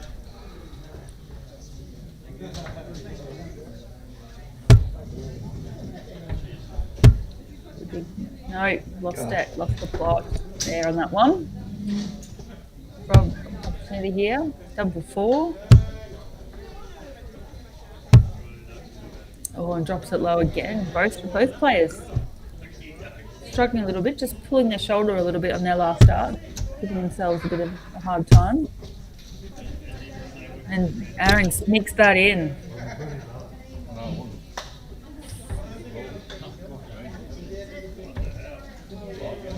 Both players were a little bit disappointed in the doubling in that one. Scoring, as it's been most of the night so far, scoring's been really, really good and really solid. But it just comes down to that pass keeping on the outside. So we will be walking through and putting another game up as soon as possible, but I'll just do a quick round the grounds. We've got Group A. At the moment, Jordan Mathers and Ben Hinton are provisionally through on that one. A couple of games still left to play. Group B at the moment, with quite a long way to go still, is Jaden Wedemeyer and Aaron Garner, as Jaden walks past the camera there. Group B looks to have been wrapped up, so that looks like Aiden Vanderweel and Quinton Morgan through on that one. Oh, yeah, I'm Group D looks to be wrapping up with Noel Ross and Damian Blair through. Group E has wrapped up, so just Morgan and Mick Lacey through on that one. Group F, just like one more game to go, provisionally through, or Scott Mitchell's through, and then it will be the winner out of the game that's still playing with Nathan Thomas and Colin Hatfield at the moment will go through in second spot. Group G, Johnny Rankin and Adam Dean at the moment, moving through on that one. Group H looks to be Jamie Rundle and Darren Carr through, although there might be one more game still going on that one. Group I, a couple of games still to go, but at the moment Stuart Heath and Isaac Colbrain are originally through. Group J, Gary Thomas and Dean Dixon. Group K, Josh Horton and Dita Kuna on that one. Group L, Connor Smith and Poet Meacham on that one, although a couple of games still to play. So still a few more games to go. As I mentioned, we've got Jade Whitworth and Rowan Edwards here, and there'll be a lot more games to come, and we'll be starting to move across some of those bare boards as they come up.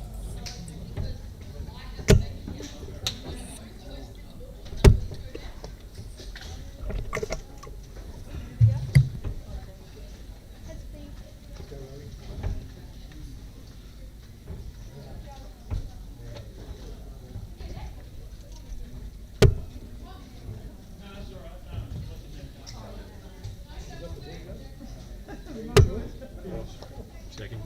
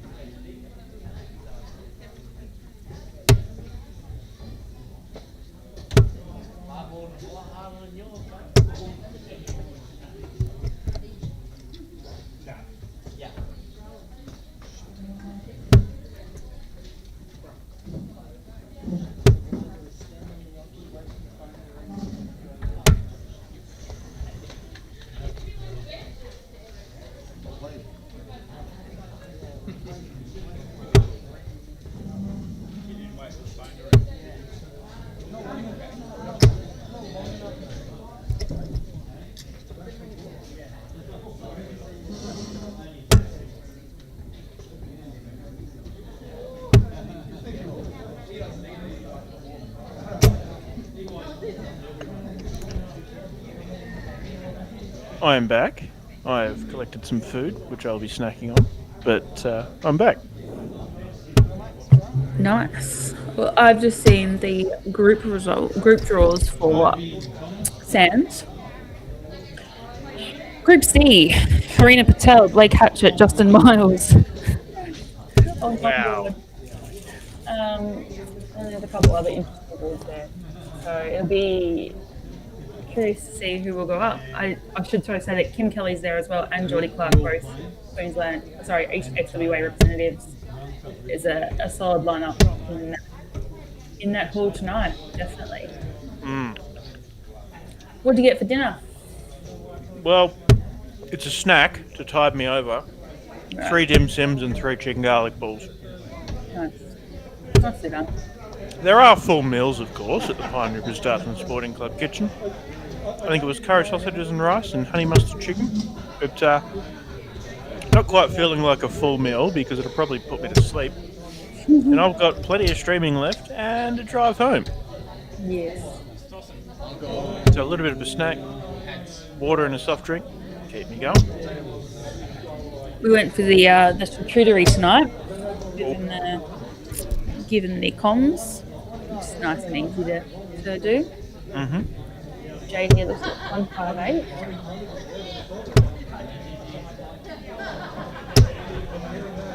Yeah, beautiful start there for Jade to leave herself 58 to return. We've got Rowan here on 72. Rowan did just win his previous game, so currently sitting in that third spot. However, Jade, Rowan and Wayne are all on the same amount of wins and are roughly very similar in the averages, so a lot still to play for on that second spot. And a lot to play for on that top spot as well. Aaron and Jaden still fighting it out too, so plenty of darts to go left on this board though, as Jade takes the first leg with a break of throw. And from memory, Jade has had some pretty decent runs in the last 2 events as well. Of course, she's definitely one of the stronger players in the room, full stop, but definitely one of the strongest, or probably the strongest ladies player in the room as well. Great to watch. She's got quite a smooth throat, bit of a flick to it, but yeah, very talented dart player. Yeah, absolutely. She's had that style forever and it hasn't faltered. Like, you know, she hasn't, over the years, it hasn't changed at all. Mm-hmm. She's so comfortable with it, so relaxed with it. You can see as she approaches the board, just the level of confidence she has in her abilities, which rightly so. She is a phenomenal dart player. And always has been. It's been great to see her back. She's had a few years off, just having a couple of kiddies and having her family, which has been amazing to see as well.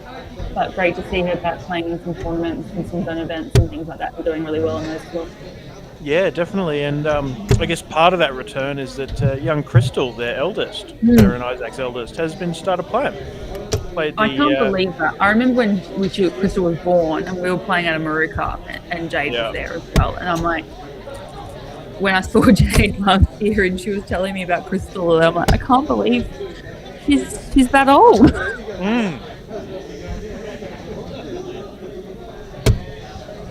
Yep, time goes on.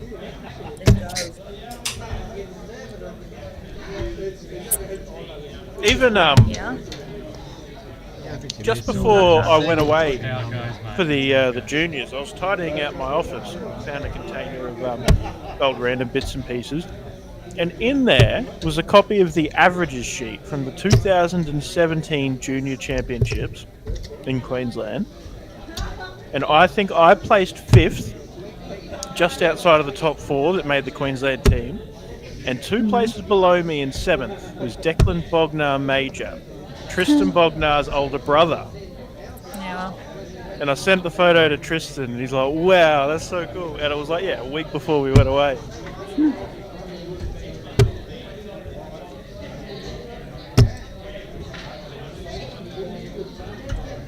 I'm very lucky that my youth days were before social media. That's all I have to say.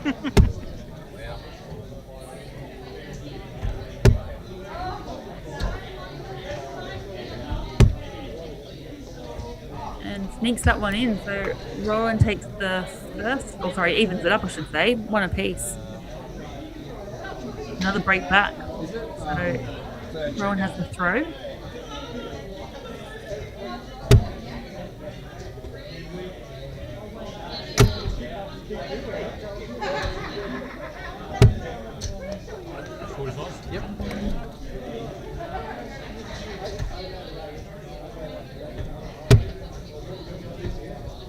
Damon won his first match with a 97 average, by the way. So he's not playing that well.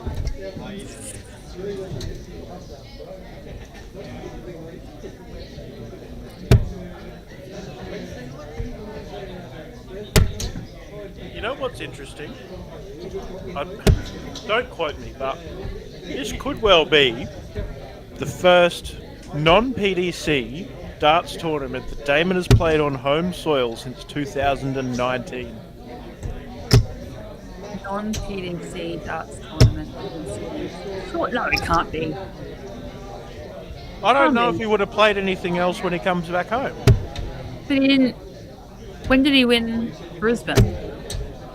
2019. Did he? 2019 was his season where he right. won the Australian Open, Brisbane, went over January 2020 and won his card. Oh, I don't know why I thought it was later than that. Okay, yeah, makes sense. He probably didn't.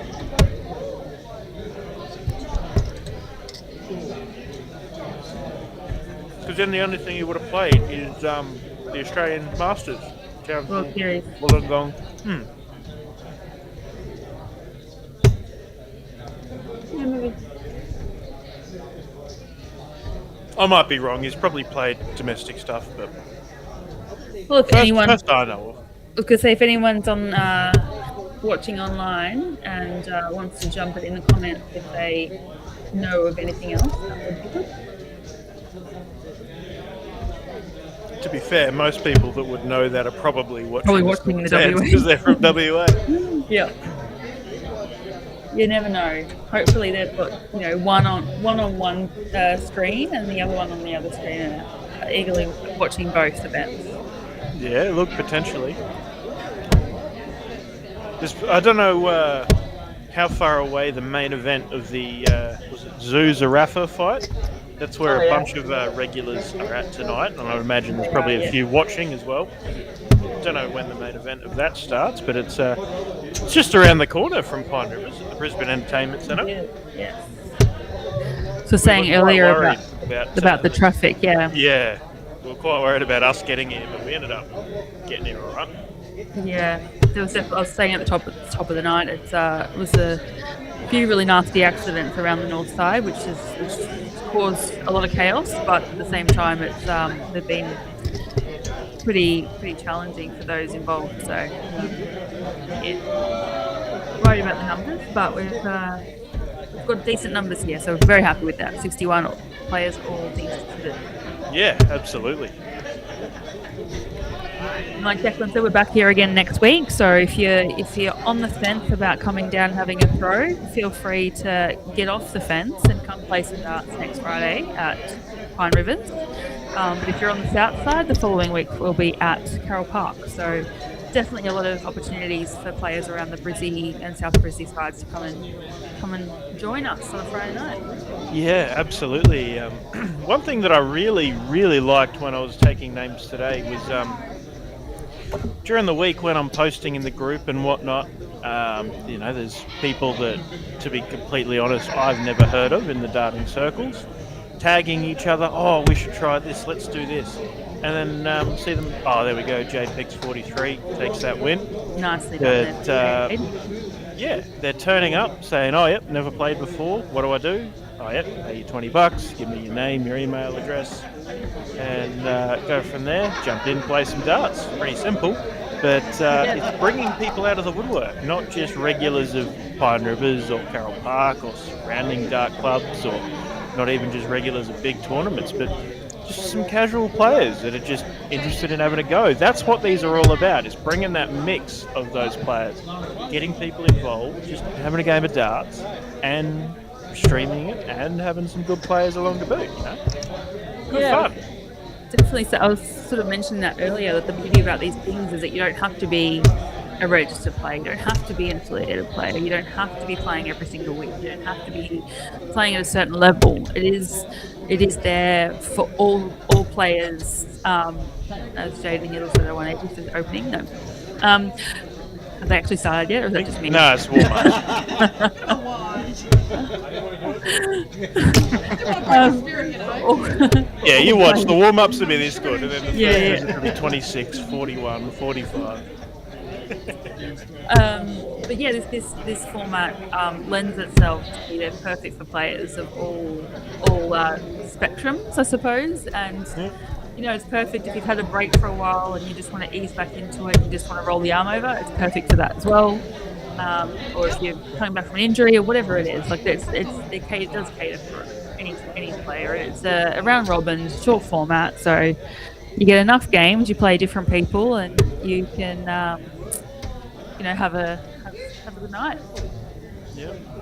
Hey, bear with me a second. I'm just seeing that we've got a board finished. I'm going to start to spread our streaming board across because they are lagging behind a little bit, of course, as you'd expect being a board of 6.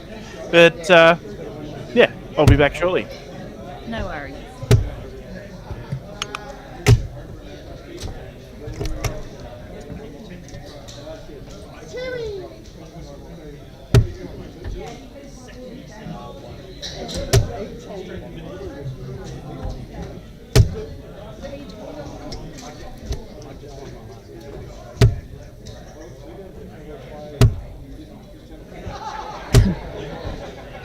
I'd love to see the cookie teams there, Alex. It'd be awesome.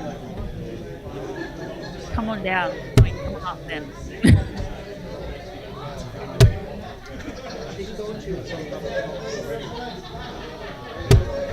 Different camera angle here that Declan's left us on. I have to give them a shout and go, "Oi mate, we're not able to see the actual board based on this angle."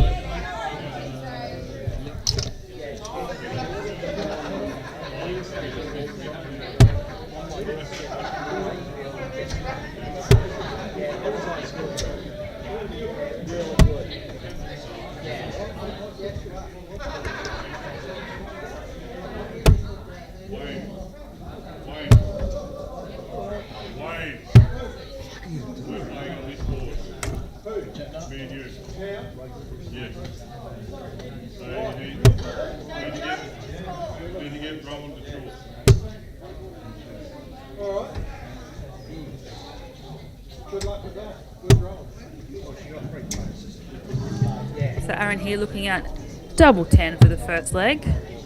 Struggled on this one tonight so far, but will he scoots that one in? Double 5's been pretty reliable for him. That was a holder throw. We've got Jaden here now with the throw in the second leg.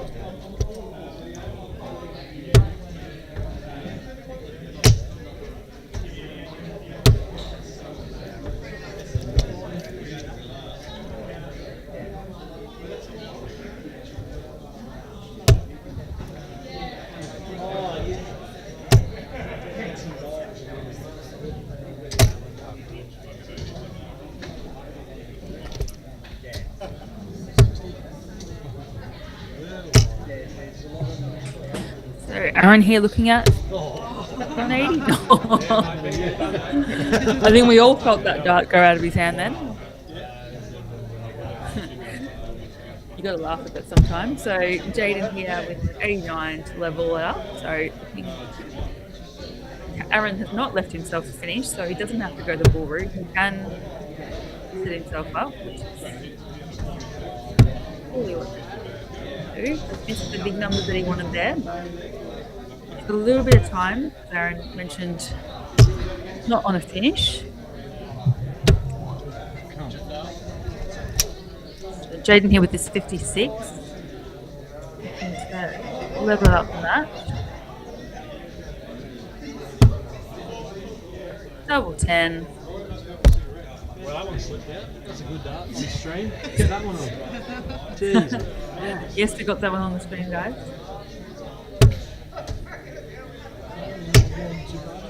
Top tier for Aaron. Great effort. Gotta go, Jaden. Come on, double 10. This is for the top of the table too, folks. They're both on equal wins and equal legs at this moment. So yeah, and they still are after that one. So currently on equal win and still equal legs.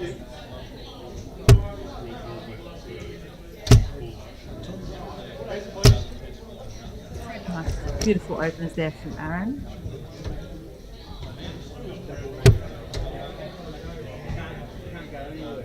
Jaden does have the average though overall for tonight so far in terms of positioning on the leaderboard if it was to continue at this equal win equal legs, but it won't as they are playing each other. You'd probably think that the winner of this one will be going through in our top spot, with the loser, I guess, of this match would go through the knockout stages in second spot, as they are a game or two clear of third position at this time. One game clear, yeah, the third position.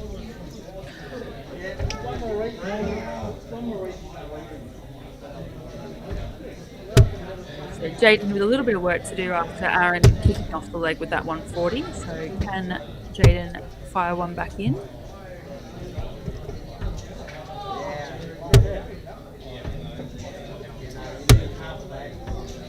Just scoots into that double one.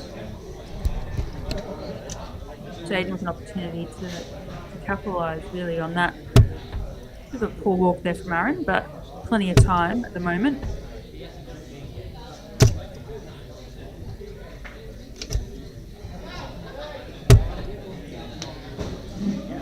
Beautiful first start there.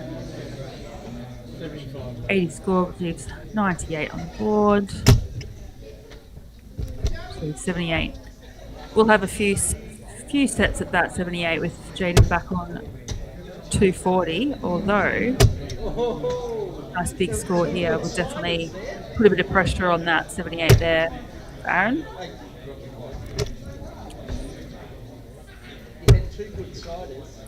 Beautiful first start, so 24 left for this match. All scoots into that double 9, so double 3. You do you. You do And you. does it. You know. Interesting way to go, but it worked.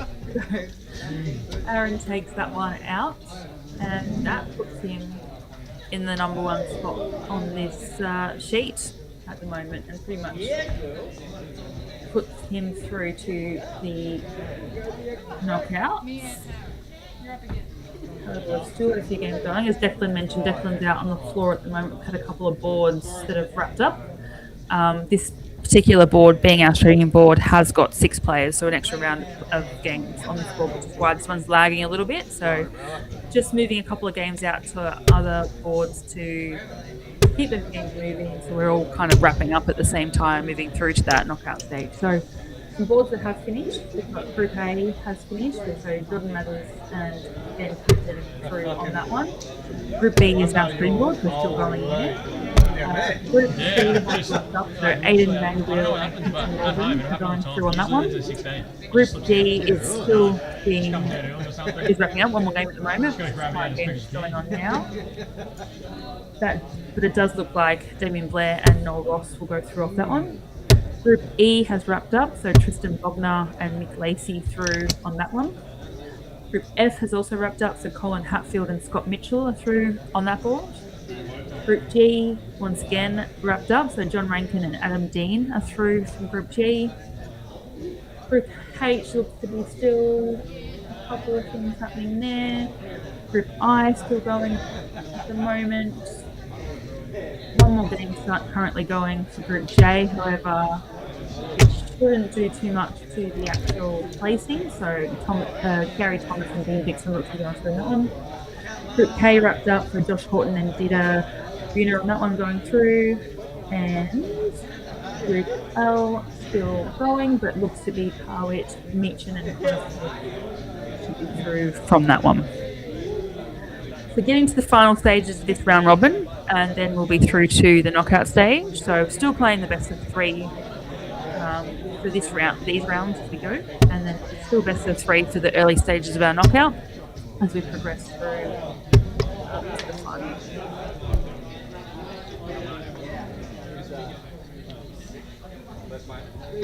So we've got Jay Whitworth and Aaron Gardner here on this one.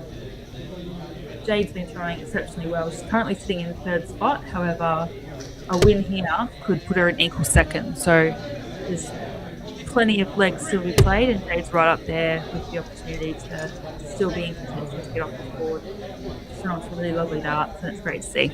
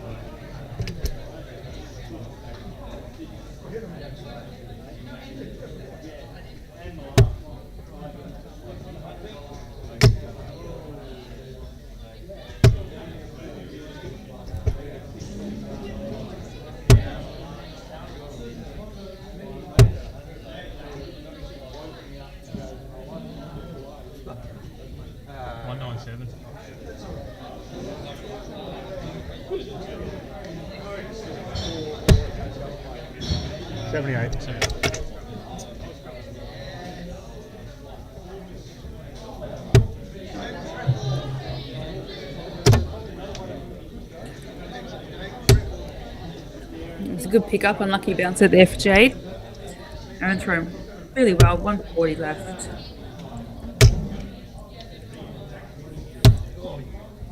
Ooh, just pulled that one. Try a little bit too hard to place that triple in there, but got some little bit of time. Jade back onto A8.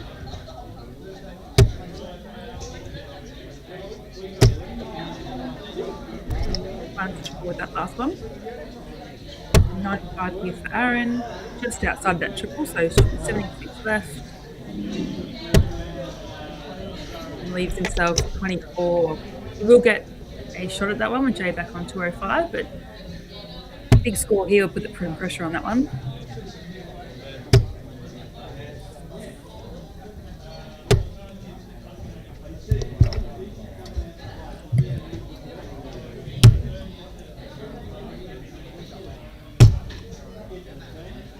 Nice starts there from Aaron.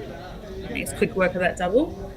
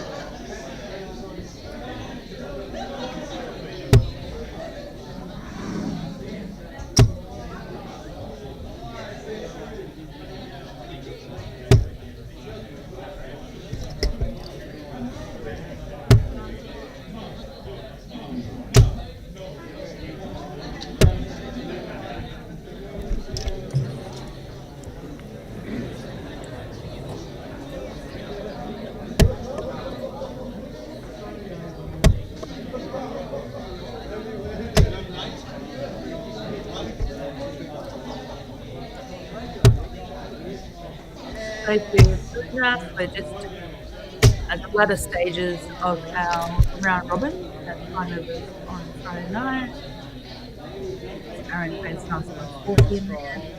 A lot of the boards starting to finish up, and Declan's just on the floor sorting out some sheets that are just running a little bit behind and just moving them across to some free boards so we can start wrapping up this round robin stage. The draws are on DSL Friday Night Darts through Dart Connect, so you can have a look there and see the positioning on all the group sheets.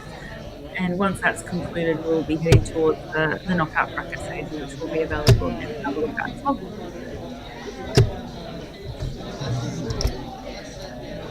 Lovely ton there for today to keep in contention and close to Aaron. Although 142, the first dart in that 60, 82 left. And she hits, so tops for the match. Oh, she had a couple of shots at some big finishes tonight and just missed that top of that double 20. Generally pulls it a little bit high and has to make that adjustment. Jade looking to leave herself combination shot. Room there from Aaron, pretty relentless down the doubles. Didn't really give Jade the opportunity there. But she threw a lovely dart as she had all night.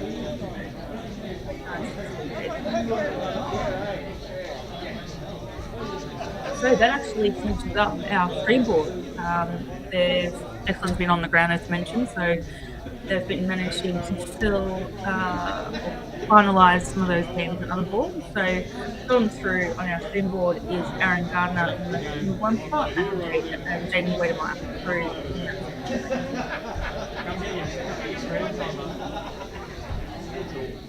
But I think there's 3 or 4 sheets still finalising, and we'll get back to you shortly. So you'll have to exit out of that game. Ready to go, mate?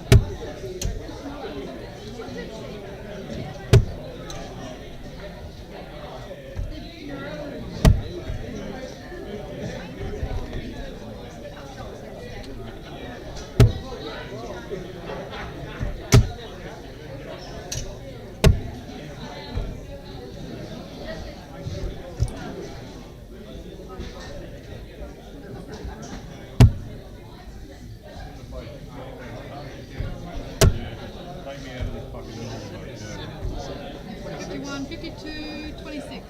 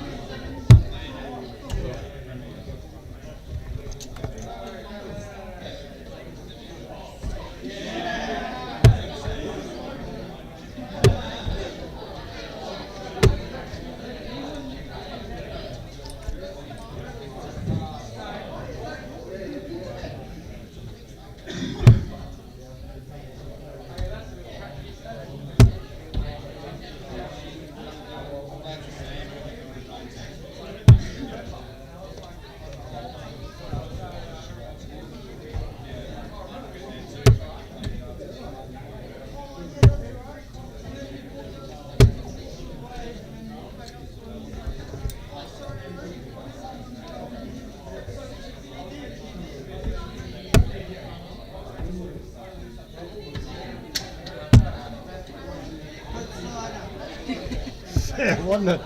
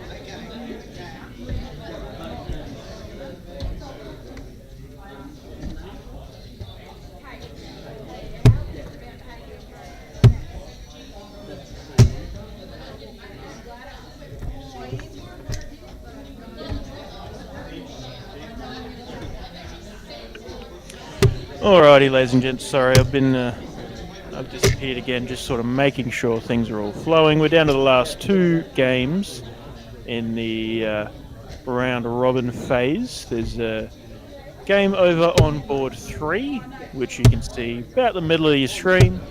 Isaac Polgrain, the tall, lanky man there, playing. And there's also another game going on board 13, right next to the stream board. I believe those are the last 2.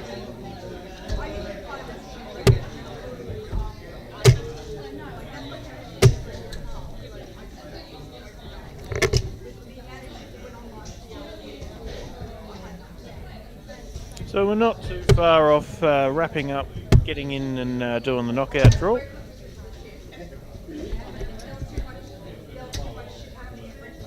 Might as well do a quick run through who is going through. Where are we? There it is there. Let me just refresh it, make sure we got it all up to date.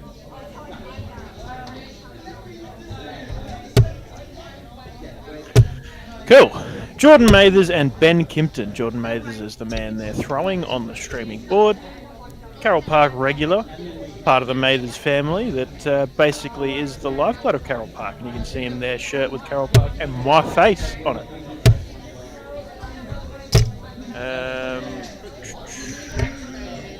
So we've had a couple of people ask about those DSL shirts in the chat, asking where they can get those from. So I have pointed them into your or Ben's direction. Yeah, awesome. Yeah, I can just see Robert is ordering one. Awesome, Robert. I'll put you on the list and I'll message you when they're in, mate. Sounds like a plan. Cool. I'll keep reading the draw out quickly. Group B, Aaron Garner, Jaden Wedemeyer were the 2 to get through from the streaming board. Even if Jade was to win that last... Oh, hang on, no, sorry. Jaden's playing Wayne a couple of boards over. My bad. Currently 1 apiece. Oh no, Jaden's won it. Okay, so that guarantees him through then. Jaden is through on second with Aaron Garner top of the board. Group C, Aidan Vanderwill, Quentin Morgan. Group D, Damien Blair, Noel Ross. Group E, Tristan Bognar, Mick Lacey. Group F, John Rankin and Adam Dean going through by 0.82 on the averages. Group H, Jamie Rundle, Lincoln Moreland. Good to see the young fella getting through there. Group I, Stuart Heath, Dave Smith. Yep, guaranteed to go through. Group J, Dean Dixon, Gary Thomas looking... yeah, that's all done, that's guaranteed. Group K, Josh Horton, Dieter Buna. Dieter getting ahead of Bob Schroeder by a couple of legs and 20 points in the average. Group L, Paulette Meechan and Connor Smith. Yep, guaranteed. So, just waiting for those last couple of games to finish up, round out, and then we'll be able to get the knockout draw done and get underway.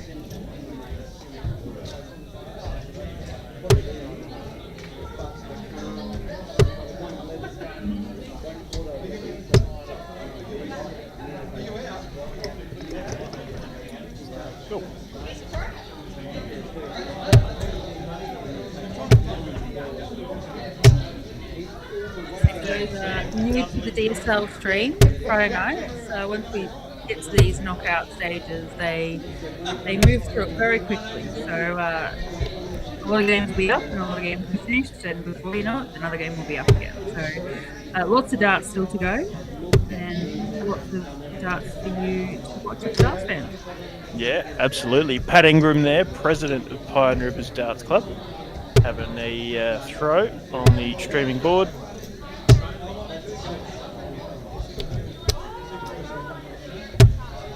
And it looks like we are all done. So I'm going to, you know what? I'll just keep the mic live, keep the camera on the player shot. That one there, nice and wide. You can see what's happening in the room. You can keep an eye on me. You'll see him running to the bathroom quickly, then sitting down and doing the knockout draw. And be back soon. Catch you in a bit, folks. Shout out to Tristan Bogner, Ashley Browning, Damon Bratley, Lincoln Moreland. We can quickly jump on camera. It's going to be messy on the set. Quick, jump in, wave, hello. Hey, Kay. Hey. Can't see, I'm frozen. All right, Hey, goodbye. Back soon.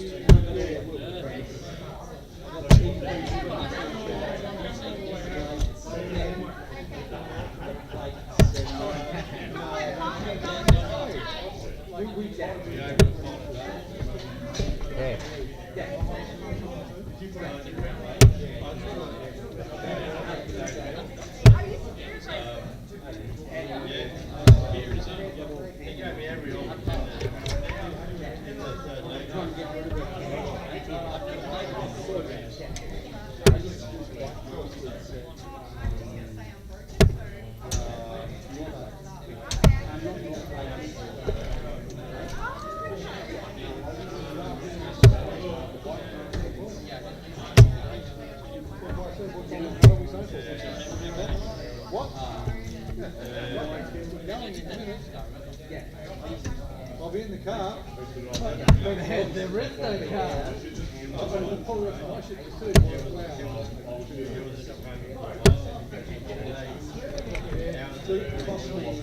Sure, and I'm going to say,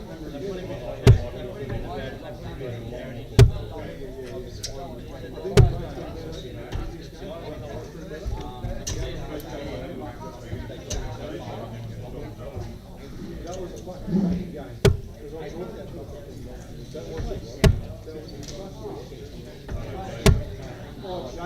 Come on.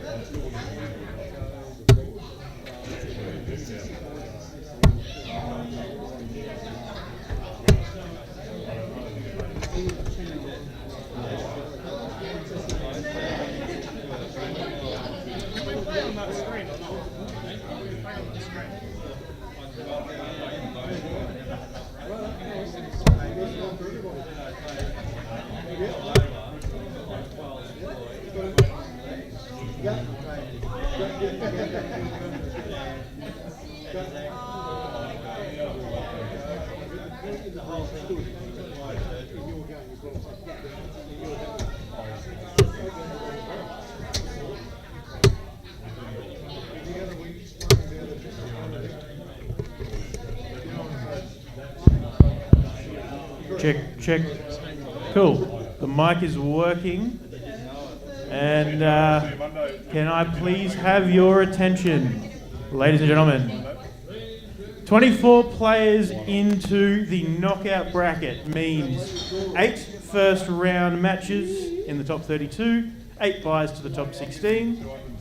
So, we'll play all of the round 1 matches first across the 8 boards, and then we'll go straight from there. So, Jordan Mathers has the bye to play the winner of, on board 2, Quinton Morgan and Scott Mitchell.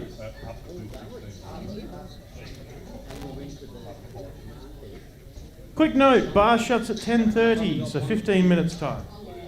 You've been warned. Jamie Rundle has the bye to play the winner of, on board number 3, Stuart Heath and Dieter Bunner. Damien Blair has the bye to play the winner of, on board number 4, Jaden Wedemeyer and Adam Dean.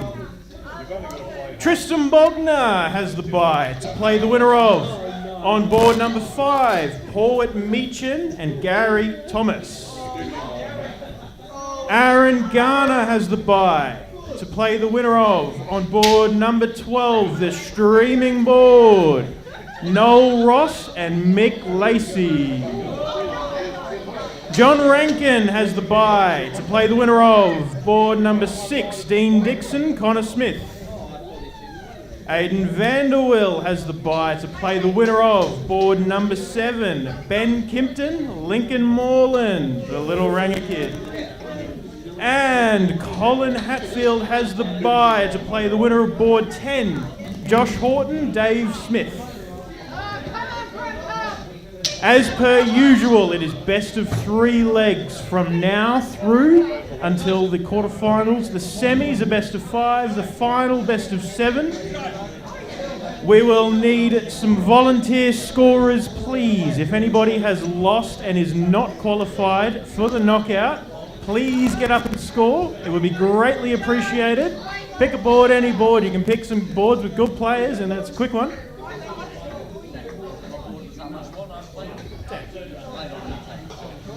All the best, ladies and gents, and I'll be back a little later when some more interesting things happen. Good luck.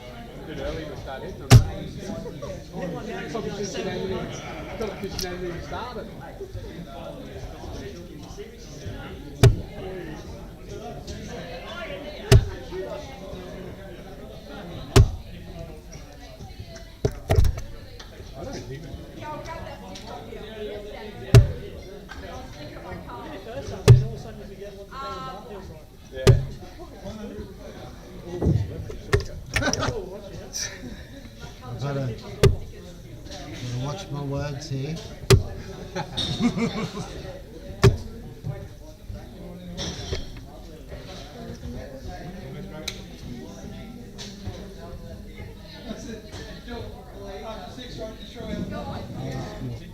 Huh?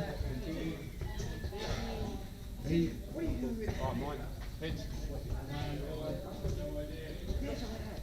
Yes, it is.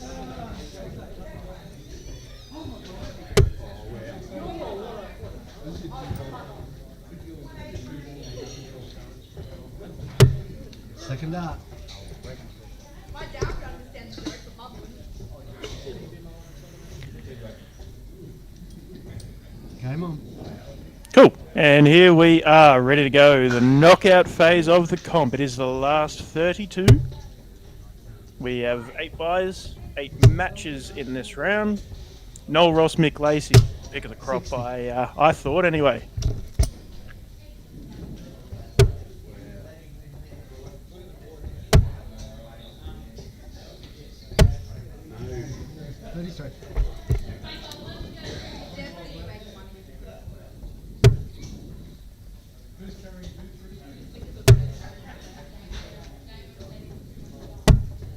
$44.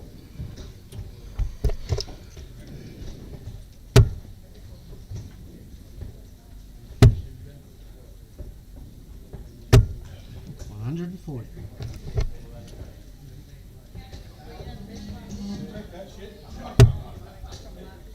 Come on.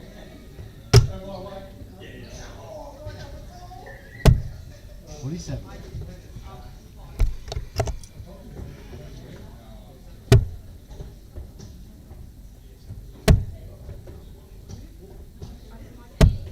$46.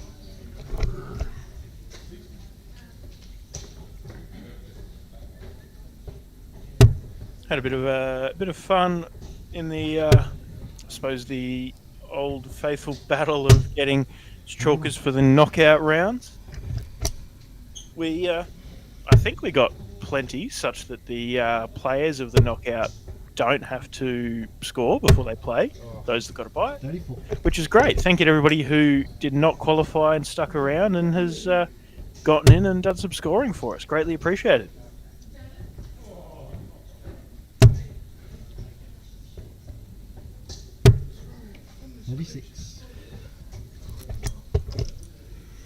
Bit of a slow start for these two guys. I know that Mick was on one of the boards that finished quite early, so has had a little bit of a wait, sitting around, waiting for the knockout. That's just the way it goes in this kind of format. You know, the board of 6. Realistically, it didn't drag on too much, really. It was 2.5 hours to get through the round robin phase, which is pretty standard, pretty good. From here, should be flowing pretty quick. Maybe not if these two can't find some trebles soon. Mick's really not happy with the way his darts are going. He's left the big fish. Noel making a smart move starting on the 19s on 173. Went for the switch up to the 25. I probably would have just stayed there, to be fair. Maybe blocked it from his angle. 170 not going for Mick. 42. Still failing to find a treble, unfortunately. Wow, unlucky Noel off the board going for the 19s on 115. Oh, finds the treble 20 though. 62. Goes for the 15 to leave tops, but 53 it is who has left. So 57 for the bullseye, Mick. Goes. Bullseye. Game shot. Oh, there it is. They're all that garbage. 127 peg on the ball for a 24 dart breaker throw to open up. The smile on his face tells it all.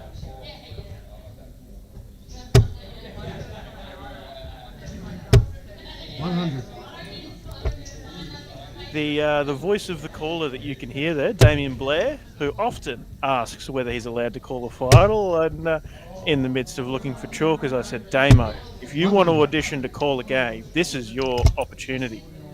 And as such, he's up there and he's doing it. Good on him, and he's doing a decent job. 42.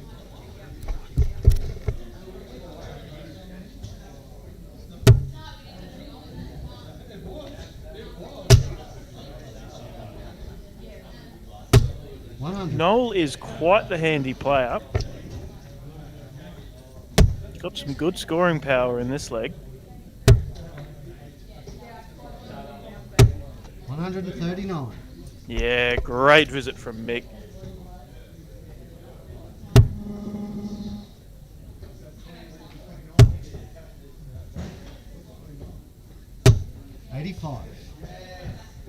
Solid from Noel.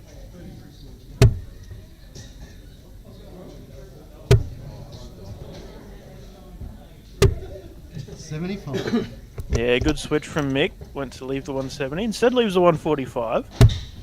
I reckon there's a decent chance of him taking that out on his next visit too. But Noel looking to apply some pressure. 60.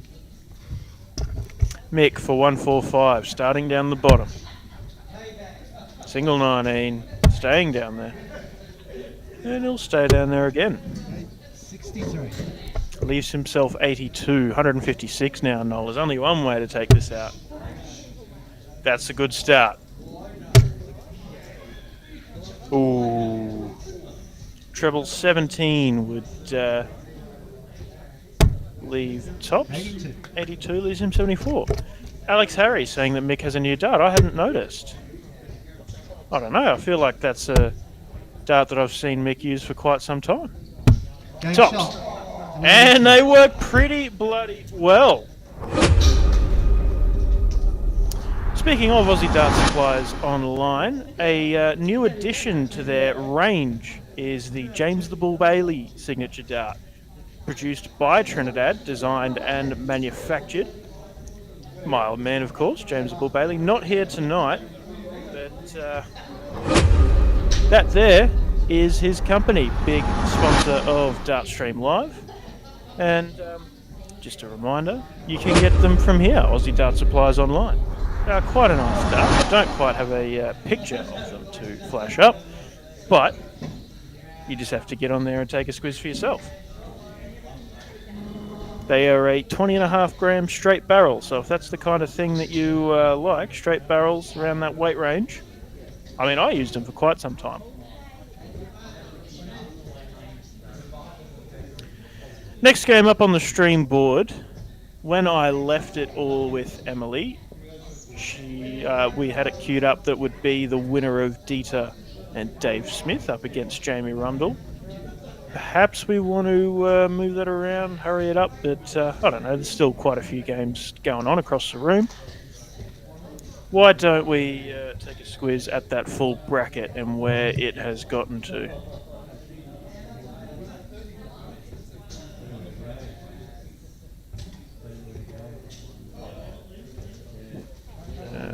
Should just go there. So, Jordan Mathers and Scott Mitchell will play on board 10 after Scott got over Quinton Morgan 2-0.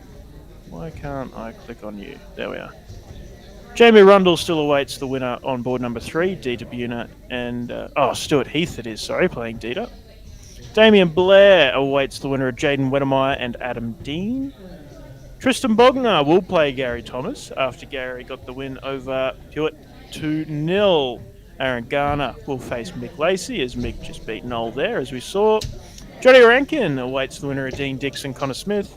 Aidan Vanderwill plays the winner of Ben Kingston, Lincoln Moreland.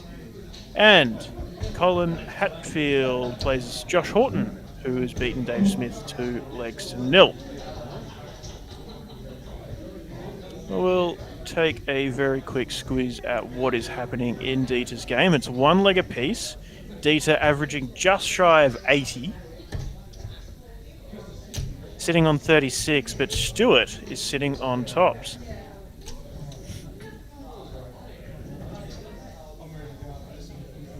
And the match is being scored by Dieter's old man, Conrad. Dieter's got darts, 36.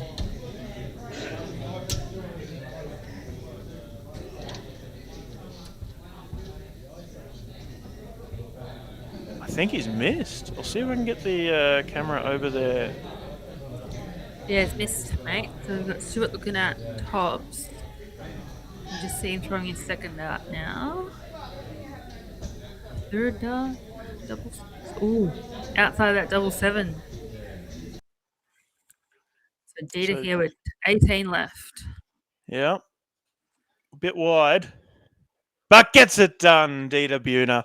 Sorry, I'm perhaps a little bit biased. You're a little bit biased, I reckon. In manager mode, with Dieter being one of my players for 6 days of darts. 70 average he ends up with there to Stuart Heath's 58. And we will see Dieter playing Jamie Rundle on the stream board next. That will be a good match. That will be a great game, yeah. Sorry, I forgot to switch the camera around and giving everybody a little bit of... yeah, there we are. Camera's back in place where it should be. I disappeared there for a little while. I was had one eye on the Silver Sands and I had one eye on the cricket, and I forgot to have my eye on my rivers.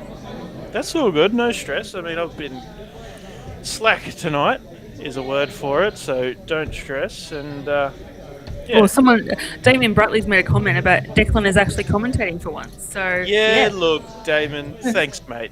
I notice you're not still here playing. Jokey.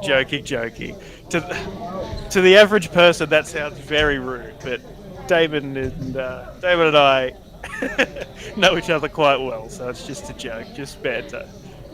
If he's crying, I'm sure he'll let me know next time. No, I have been quite slack. Just busy running around with other things tonight and taking some breathers as well, having some chats to a few different people. But, it's the knockouts. Shit gets real, and I am here doing my actual job. I might just go and check that everything's moving as it should be. So we don't have another game up yet, but I'll be back in a second.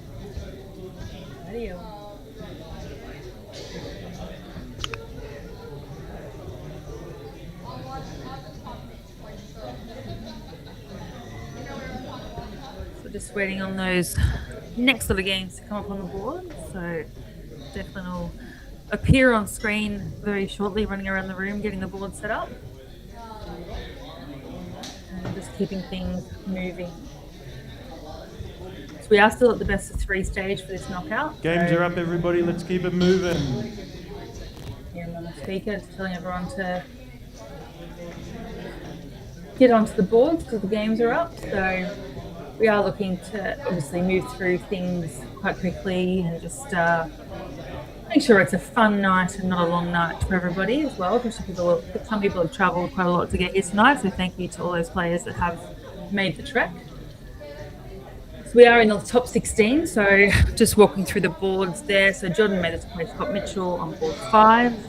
Jeremy Rundle played Vina on board 12, which will be our stream. Demian Blair will play Jaden Wedemeyer on board 3, which will be in the background. Tristan Bogner, Gary Thomas on board 2, Aaron Gardner, Mick Leaf on board 4, John Rankin, Dean Dixon on board 10, Aidan Vanderbilt, Brad Hinton on board 6, and Colin Hatfield, Josh Horton on board 7. So we'll have those games up for you shortly. Once again, still is the best of 3 through to the quarterfinals.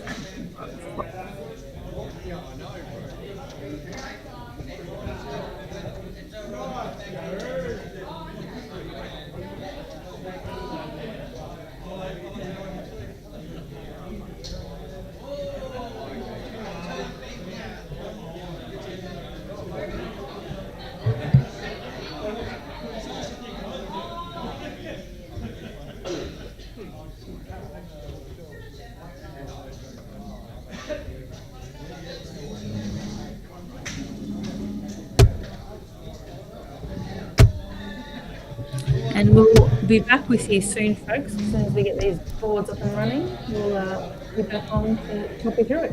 Yeah, one quick shout out gets everybody moving very quick.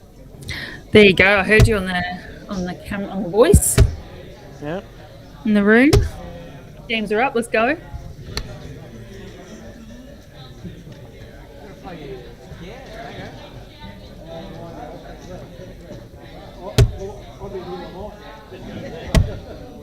So Data here, fresh off his stint in the Queensland youth team at the Australian Championship last week under the guide of Declan Bailey and Mick Lacey. He had a great championship as well, so he was third in the averages, the 71.56, runner-up in the mixed, runner-up in the men's, the boys doubles, and Queensland boys team winners. So had another great performance there from Dina.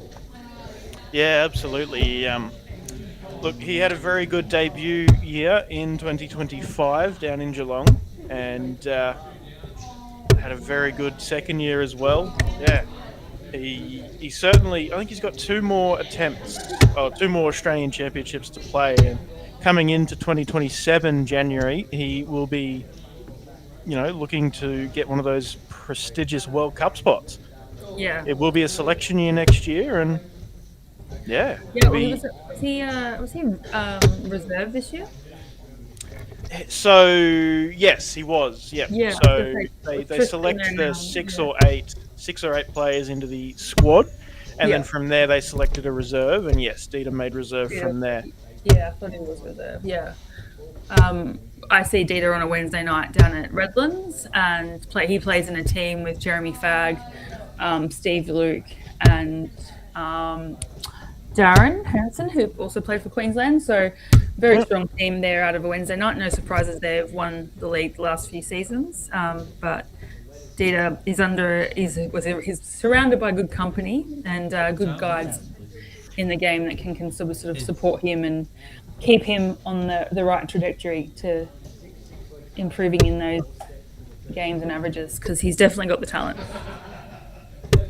Definitely, and that's something that Dieter and I spoke a bit about while we were away, is the guidance he receives from Jeremy and Darren, and the coaching and whatnot that they're able to provide to him.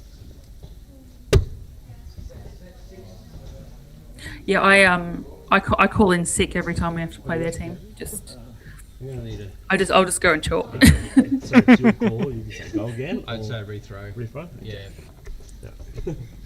I would have called Dieter there, but hey, that's the beauty of having different scorers, is everybody does what they feel is right. 25 there for Dieter. Oh, and 25 there for Rundle, so they continue to go again. We could be here all night.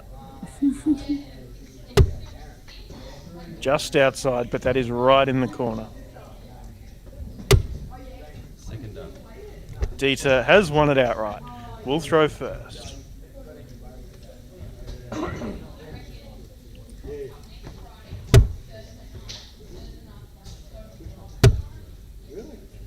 So we've just had Jordan Mathers win his top 16 match over Scott Mitchell, so he's our first quarterfinalist.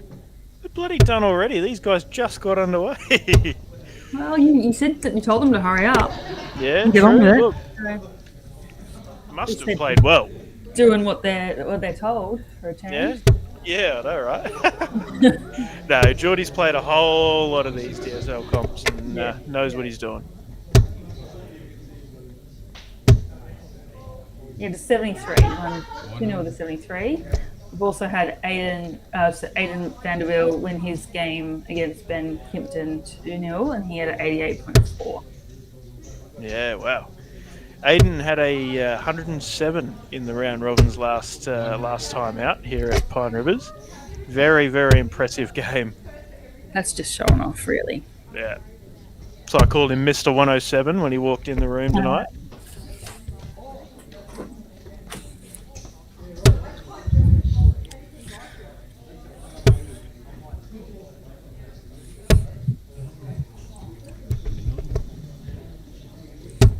Jamie Rundle, obviously, former world champion youth player. Yep. 81.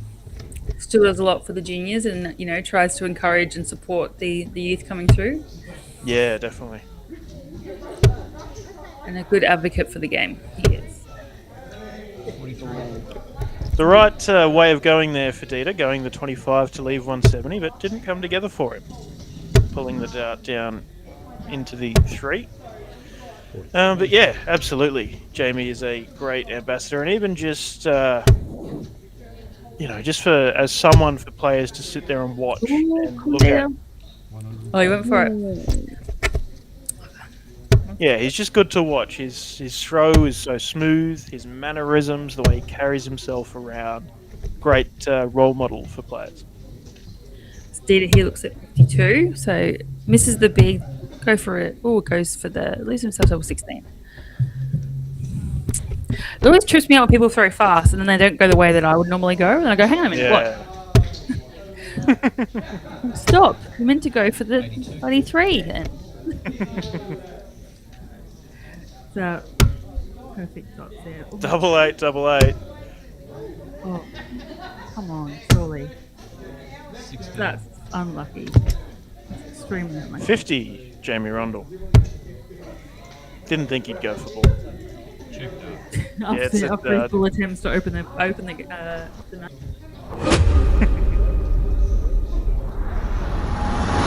That was a breaker throw as well in the critical best of 3. Yeah. 104. And And a bang that great one way to in open straight up. away, yeah. Dieter's got some work to do here. He's capable of doing it. Not by throwing a 5 and a 1 though. 25. I think that's where, you get a little bit of maturity on sometimes, like with the composure when it comes to those situations where you've lost your first leg against the throw. It's a short format. The pressure's on essentially to break through, and then your opposition opens up with 140. Like you're up against it from the minute. Yeah. But the best thing obviously for you is to try and focus and play your game and just kind of follow that in. But that's where that maturity side comes into the game. Yeah. Just being able to handle those situations. Yeah, exactly. Don't get me It's wrong, something it's that'll not- come with time. Yeah, I was going to say, don't get me wrong, it's hard for anyone at any age. If you're in that position where you've just been broken and your opponent starts at 140, like it's tough for anyone. Yeah. I guess the potential saviour for Dieter was that Jamie did not continue that pace and has scored 200 points in another 9 darts. But now he's starting to find trouble. Just hasn't found enough to slag Dieter. If you look at the averages, we've got 18 points difference in the averages, or 16 now, but Yeah. it's telling to this leg in particular. I think the last leg, obviously, they were very, very close and could have gone either way.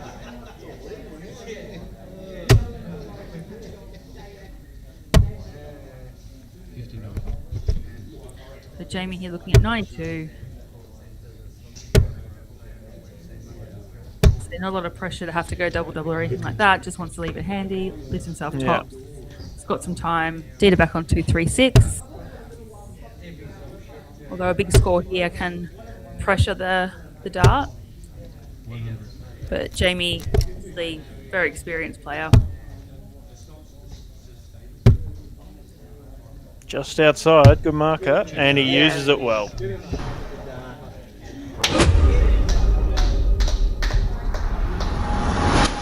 Sign of appreciation there from the people in the room. They obviously acknowledge that both players playing extremely well, and probably Dita's a bit unlucky to cop Jamie in this stage of the tournament as well. So. Yeah.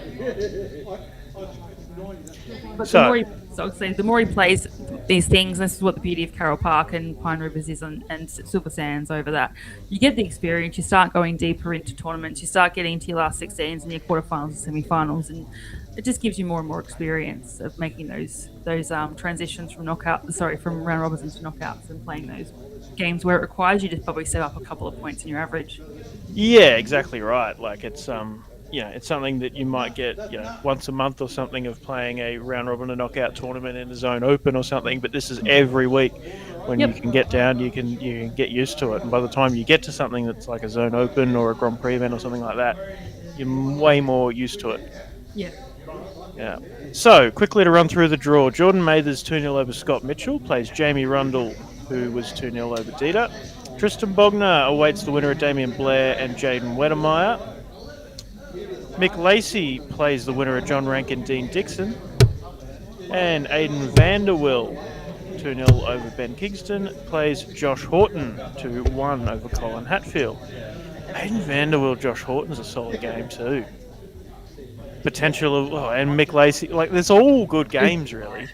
And that's the thing with these things. Like when you get to those top 16s and those, probably more so the knockout stages, but those top 16s, those quarterfinals, you're getting quality players. You're getting players that you see frequently playing in tournaments. You're playing on Carroll Park, and you're playing in, Friday nights at Pine as well. And seeing players that you see often, and then you start seeing familiar names, and then there's people in the room that I see all the time at Adam and Eve and repping for different clubs as well. So you kind of see people who play more, reaching latter stages. That takes nothing away from those players that don't play often, because they are very capable of getting to those stages as well. Yeah, absolutely. Very quickly, do you think we stick with Rundle and Jordan? Oh, they're about to start. I was going to say, do we maybe switch to maybe Aiden and Josh? But no, I reckon this is going to be a good game either way. So we'll stick with this one, just because in the interest of mixing it up, showing some variety. But I think this is too good of a one to pass up, to be fair. Well, it's got a face on a shirt too, Declan, so we need to make sure that's on camera. True. So we've got Jaden Wedemeyer just got the first leg against Damien Blair, and we've got John Rankin and Dean Dixon all currently on board 10 as well. Yeah. Speaking of Damien Blair, Tim says put Damo on stream if he wins. Tim, I don't know if you've heard, but I've started regarding Damien Blair as the Tim Justice of Pine Rivers. And take that as you will. I completely mean it as the loud person. So, anyway, yeah, I can understand why you want to see Damo on the streaming board. Reminds you of the time that you got through to the knockouts at Carroll Park, Timmy. Nah, Damo is actually a fairly solid dart player when he's on. Tim has his moments. Good pick up there from Jordan in his second visit. Jamie's come out absolutely firing. Picking up where he left off, I should say. He was scoring really well in his last match. It was like a man on a mission. Yeah. And look, Jamie Rundle is the type of player that's definitely capable of taking out one of these nights. And, he's been unlucky obviously it's a cutthroat format and things just haven't worked out in the last 2 attempts here at Pine Rivers.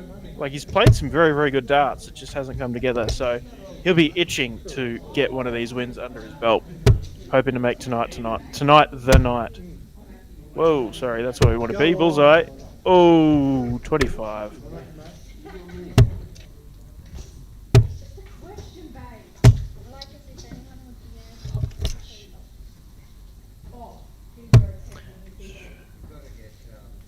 Double 8 for Rundle. Gets it done.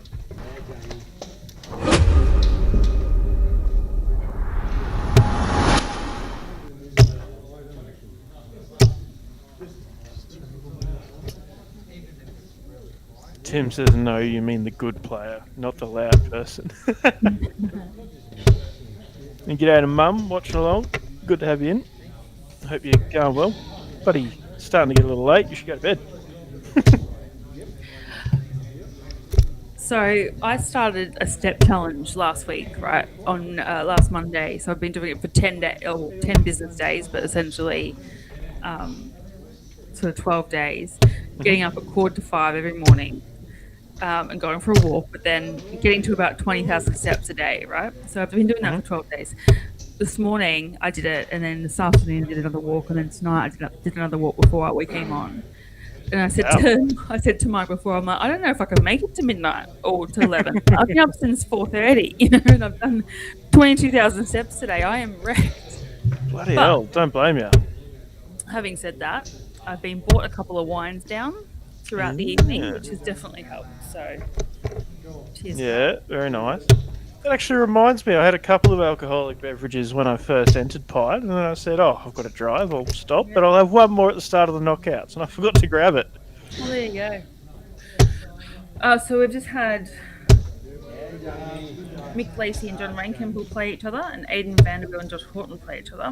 We're just waiting on the result, obviously, of the Damien Blair, Jaden Wedemeyer match. The winner of that will play Tristan Bogner in our other quarterfinal. Currently, they are 1-1 on board 3, which you can see in the background of the stream. Yeah. Double 12 for Rundle for a place in the semi-finals. Ooh, 160, Geordie.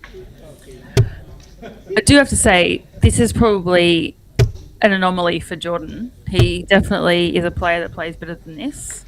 Yeah. And there we go. Rundle is true. Does it. So, Jamie Rundle.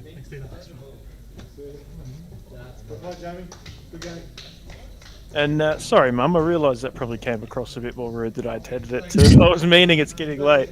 I would be in bed if I could be. So, looking out for you. You should think about heading to bed soon is what I meant.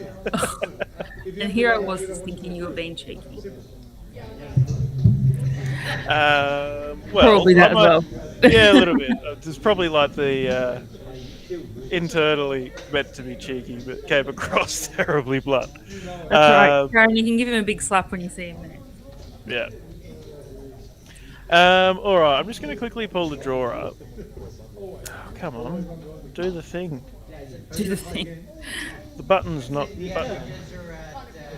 Okay, Rundle is Shrew. Waits the winner of Tristan and either Damien or Jaden. I think I will go and collect the Mick Lacey John Rankin game because we have not, or even the Aiden and Josh game because we haven't been to that side of the draw yet.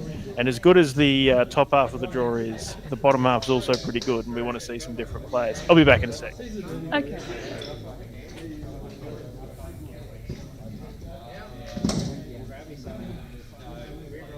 Now that he's gone, folks, feel free to talk about him. No, I'm kidding. So Jamie Rundle is our first player through to the semi-final. Still got a couple of games. Well, actually, we've got can't even speak now. We have Damien and Jaden currently 1-1 in the background over there. And that will conclude the top half of our draw. And then we'll have Mick Lacey, John Rankin, Aidan Vanderbilt, and Josh Horton at the bottom half of our draw, vying to get their spot now. We are still at the best of 3, so it is still cutthroat. Hold a throw, break a throw, just as important as each other. Looks like we're having Aidan and Josh on our stream board. Very capable players, both these young lads, so it'd be great to see them on the stream for the first time tonight. As we mentioned before, I think it was a few weeks ago, Aidan was smacking 107 averages, so hopefully we get to see that again. Hope that Josh can throw just as well, and we have a solid best of 3 match here for our quarter final.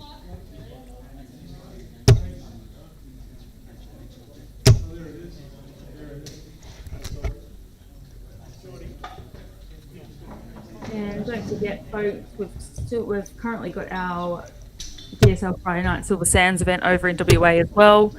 Some cracking names there, including Damon Hedder is over for Christmas and New Year with his family, so he's there at the event and performing really well.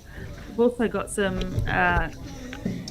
previous Australian reps in Bo Anderson. We've got Justin Miles there. We've got Bailey Marsh there, who's also played in the World Series events. We've got Harina Patel sorry, I know it's Harina Williamson, but Harina's there, ex-Australian player as well. Kim Kelly, Dot McLeod, ex-Australian players. Geordie Clark, ex-WA player. So there's plenty of quality over in that night's draw. There's 80 players in that one. So if you're looking for something to do after watching Pine Rivers tonight, feel free to head over to the DSL Silver Sands for some more darts. There is definitely quality on those boards over there as well. Second up. There we go. Josh Horton to throw first. Adam Leake is in the comments. How are you, Leakey? He says, Declan, I want to hear you on the mic for the final. Mate, I'll be on this mic, not the caller mic. I'll drag somebody up to call. We've had some decent callers the last couple of times here, so we'll find someone. I did my fair share of calling at the juniors, to be fair. You did a fair share last week. Saw you on the stream, heard you on the stream, so definitely we all got our Declan fix over the past couple of weeks. Yeah, and I just cannot wait to get my Adam Leake fix.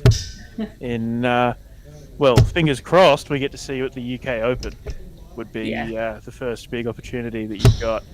But are you back in Australia already, Adam? Is that you're back here and sort of consolidating things and getting ready to move back over? Just while we're waiting for Leakey, just wanted to go through. So we've had Jamie Rundle, our first one through semi, and just waiting on the other quarterfinals, which will be Damien Blair, Tristan Bogner. So Damien did beat Jaden Wademeyer there. Mick Lacey, John Rankin, and we're looking at Aidan Vanderbilt and Josh Gordon now. Ooh, some very good darts from these two at the tail end of this leg. Whoops, that goes my phone. It's probably no good for it. 1-3-1 for Aidan. Starts on the 19th. 20 treble would leave 32, and he does. How good. 111 Horto. 20 down for the 51. And it's in, up for tops. Takes a moment. Resets. Oh. Ooh. How good. 32 now, Aidan Vanderbilt. Yeah, gets it done. Josh just stands there, as that was a break of throw, and Aidan has the dart in the second leg. So Leakey's to come back, get back on the 24th. Trying to sort through visas, been hectic. I bet it has, Nate. Yeah, no doubt. Yeah, okay, so you just, spending a bit of time hanging out in the UK to get all that stuff sorted before you head back. Fair enough, because I'm I'm sure it's going to be absolutely crazy. Yeah, once you come back home, you'll be speaking to family and mates, visiting people or whatnot. So good to stay over there and have a bit more of a clear head and a bit more spare time to go through all that kind of thing. Yeah, it's Smart beautiful. man. I knew you'd make the right decisions. Beautiful darts there by Josh, just staying that 140 to come back in line with Aiden. Yeah. And played potluck pairs at Westmorton Dart Club, which Mick Lacey is the president of. But Josh Horton was there as well and talking to us about how he's modified his throw a little bit. Josh has, for as long as I've known him, had a little bit of a twist in his hand. You can see a little bit of it there, but he's basically talking about how he is reducing the twist, modifying his throw, and, seems to be working for him tonight. Didn't work so well on Wednesday. It's quite snappy, isn't it, that release? And it's okay. Like so, if you look at some of the PDC players, some of the best players in the world, the throws, the wrist action is meant to be quite snappy. If you've got a curvature to it as well, where you're kind of pulling it to your fives or off the side of your hand more so than a forward snap. That's when you get into a little bit of Double trouble. 7. Oh. 161 for Horto. But, and that's exactly what you're describing there, Kate, is what Kyle Anderson did with his throw. No, I think it's okay.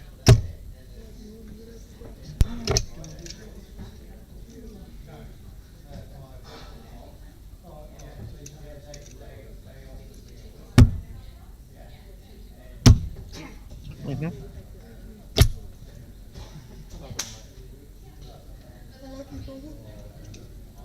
Next finger, and it's a very WA thing. That kind of gets instilled in sort of the coaching there, and the best practice throw, and that's why Geordie Clark and Nathan Pace are on the coaching manual front for their throw, because they have a finger point, and it's quite prominent. So so that's kind of using the wrist snap in the right way, but especially if you've come from this is going to sound really bizarre, but if you've come from a sport where you throw a ball like cricket or baseball or softball, you tend to have a natural curve of your wrist, and so then when you go to a dart throw, it actually becomes quite challenging to be able to kind of get out of that as well. So it's kind of one of those things that you either focus on or you can kind of completely not ignore in your throw. Yeah. Okay. There you go. Interesting. Very analytical for Dart Stream Live. No, I enjoy it. It helps having an analyst on your comms team. Yeah, exactly. I'm just looking. Bloody Damo and Aiden comes and salutes. Damo and Tristan still haven't started. I don't know if Mick and John haven't either. But bloody hell are these guys doing?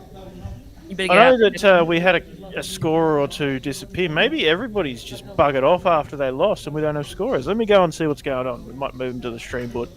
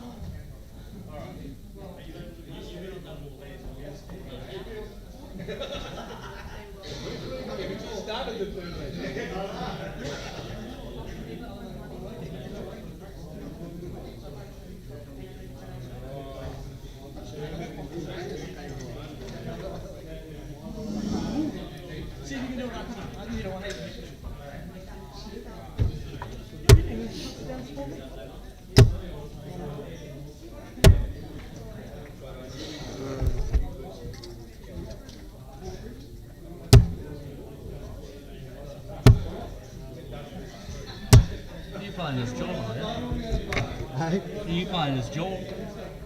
Just you got. Oh no, this is Aiden again. Needs to be changed.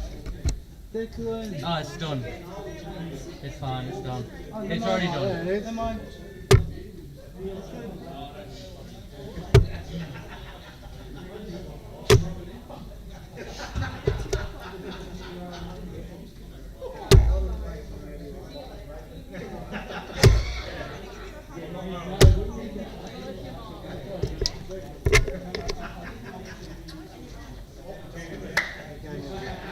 Little demo. Heads, please. Tails.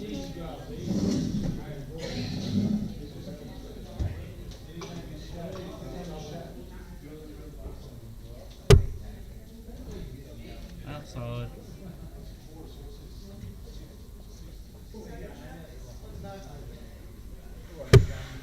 Inside.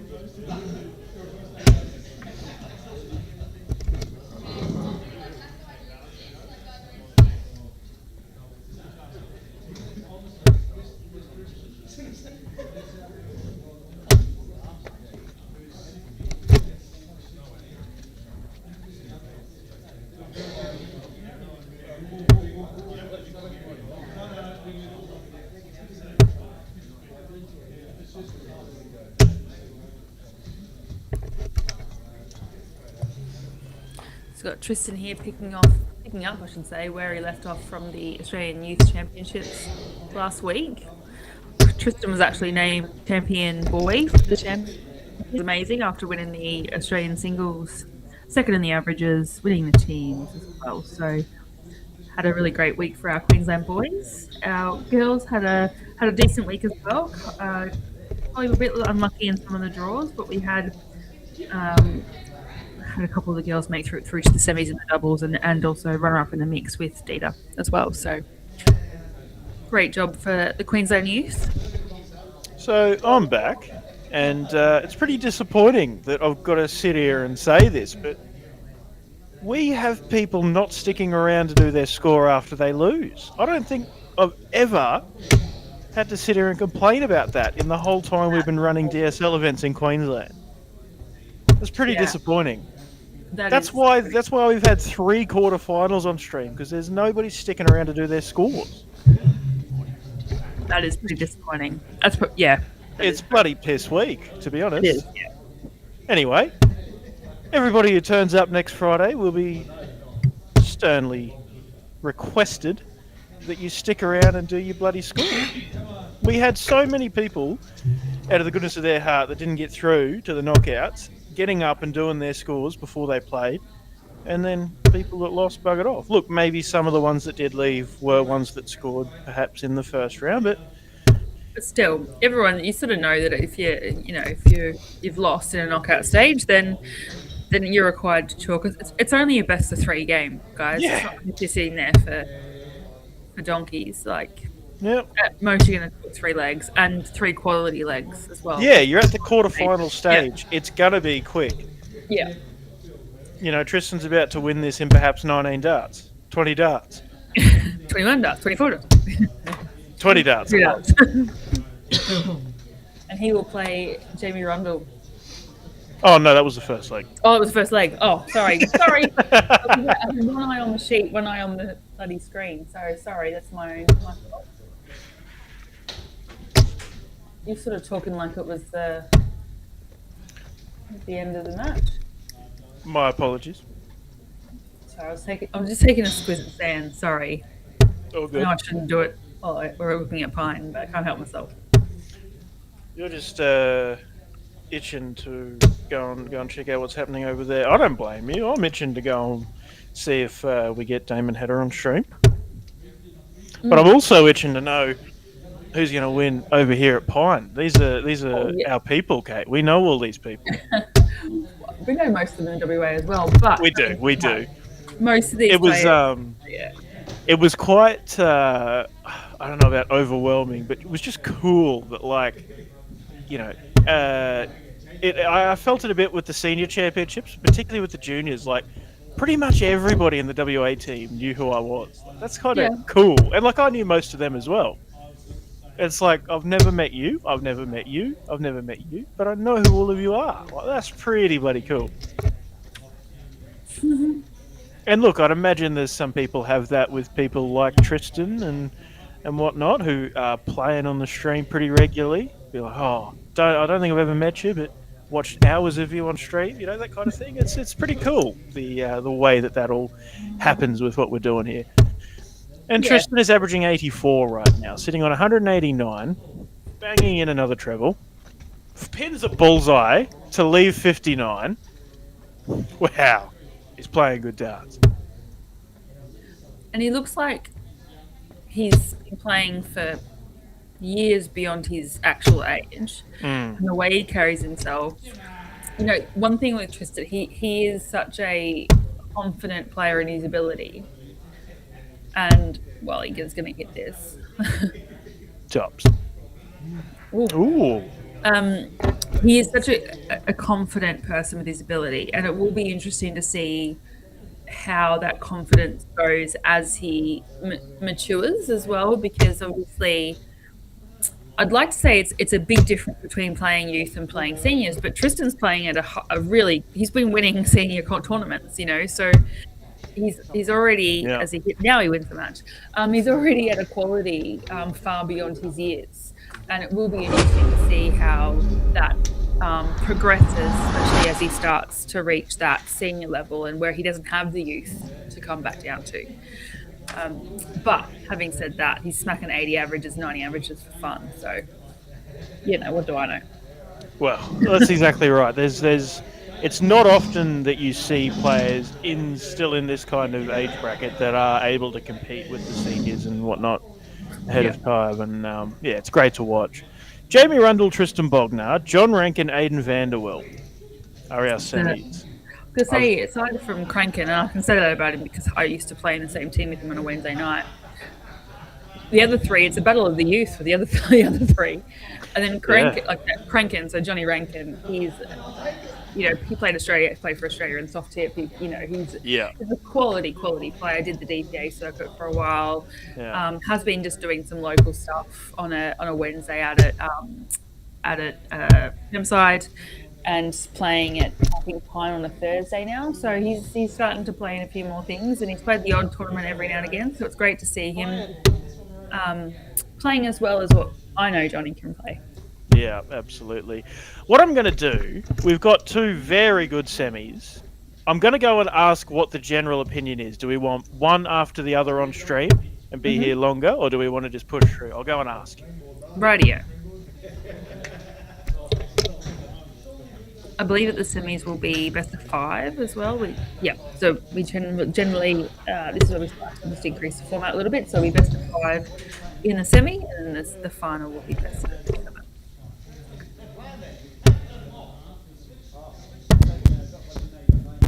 However, Declan very quickly, ladies and gentlemen, I just want to get opinions. We have two very high quality semi-finals. It's 10 past 11. Do we want to play one off stream, one on stream, or both on stream, one after the other? Both on stream. Both on stream? Sounds like it's a unanimous vote. Everybody from Pine happy to do that? Committee? Cool. Sweet. All right. One after the other, starting with Aidan Vanderwill, John Rankin. Mick, do you want to use the mic? No, it's alright, mate. I'm only calling for the camera. Okay. Save it for the final. Yeah. I don't know if you heard that. We're playing both semi-finals on stream, so just playing one after the other. So this is the first one with John Rankin and Aidan Vanderwill, and then we'll play our other semi-final after this, which will be Jimmy Rundle and Tristan Bognar. Best of 5. Best of 5. Taylor,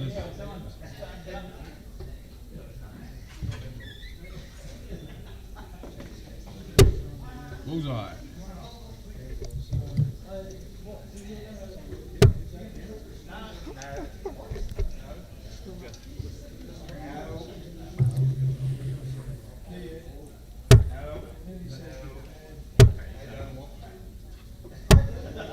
$40.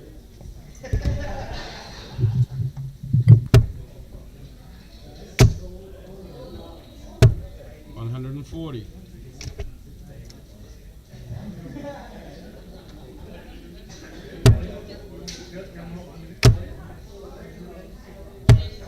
$85.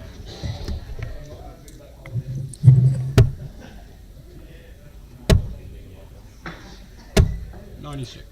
So for those who might not have seen John Rankin on the stream before, John has that ghost throw. So he'll, I don't know if you can see it there, before he throws his first start, he does like call it a ghost throw, where he just sort of sets his arm out and almost practices his rhythm and his release before he actually picks it up. 133.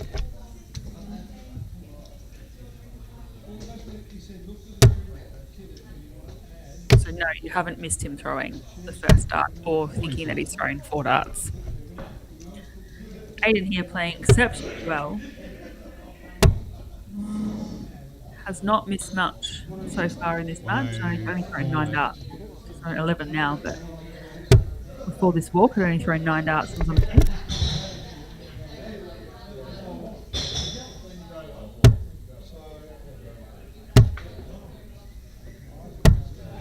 $87. Looking at 84 here. Doesn't have to go for the 14, so yeah, it's the right way to go. Leaves himself double 16. We'll get a shot at it with Johnny back on 186. But John is a very capable player and can put some pressure on, although it doesn't on this occasion. Double 16, Aiden. Gets it done. So we heard you. We're playing one after the other. Good. Yeah, I mean, it was a pretty unanimous vote. Everybody's keen to hang around and get both big games up on stream. Yeah. Just to answer Alex on our YouTube 85. comments, we had 61 tonight across 12 boards. So really good show. Considering time of year, considering we had issues on the roads in Brisbane and North Brisbane, there's a boxing fight on around the corner from the darts as well, where a couple of our regulars are gone. A lot of factors in, and we've still had some really strong numbers. So thanks to all of those that have shown up and been here, and as always, thanks to the committee and the team that keep these things moving and that support all of our players and give them a great place to be able to play. Yeah, absolutely. And I think it's the first time we've had John Rankin on DSL ever. He, I think you mentioned earlier, is a pretty experienced player, been around playing for Australia and soft tip and whatnot. Yeah. And I've played him many times on a soft tip board. Don't know if I've ever played him on a steel tip board, but look, I think he did it before he played soft tip, but it is a characteristic you see a lot in soft tip players, particularly in Asia. But the ghost dart. Yeah. He walks up, throws a pretend dart just to get the arm rolling and moving before he throws his actual darts. So Johnny's been doing that as long as I've known him. And yeah, I was sort of talking to it before when you were in the room around it, the ghost throw. And no, he hasn't thrown a dart before, you just can't see it. Or no, he's not thrown 4 darts. It's just the ghost throw to lock his arm in essentially and get his release working and his action and his timing. Tops. Ooh. 44. Yeah, it's yeah, I mean it's less common I think over here in Australia. But as everybody says, each to their own. You're entitled to realistically whatever you want to do, unless it's putting off your opponent in a gamesmanship type way, but certainly doesn't affect his opponents. Game shot. There we go. Aiden is 2-0. He is 2/3 of the way there. Johnny has the darts here in this third leg. 59. And as someone that played with John for many, many years and seasons on a Wednesday night in the same team, I'm really impressed that he is keeping quiet because he is such a vocal player when he plays. And the comments that he says to himself about himself quite colourful at times. So I guess I'm quite impressed by his composure, knowing that he's on the stream board at this stage. Yeah, I suppose it probably is a factor. You know, there's often a lot of people that until they play on camera and watch themselves back, they don't know that they do things. You know, people with their tongues and their mouths and doing weird things as they throw. But yeah, perhaps letting the swear words come out and whatnot on camera is something that well, John's conscious of and doesn't want to let it happen.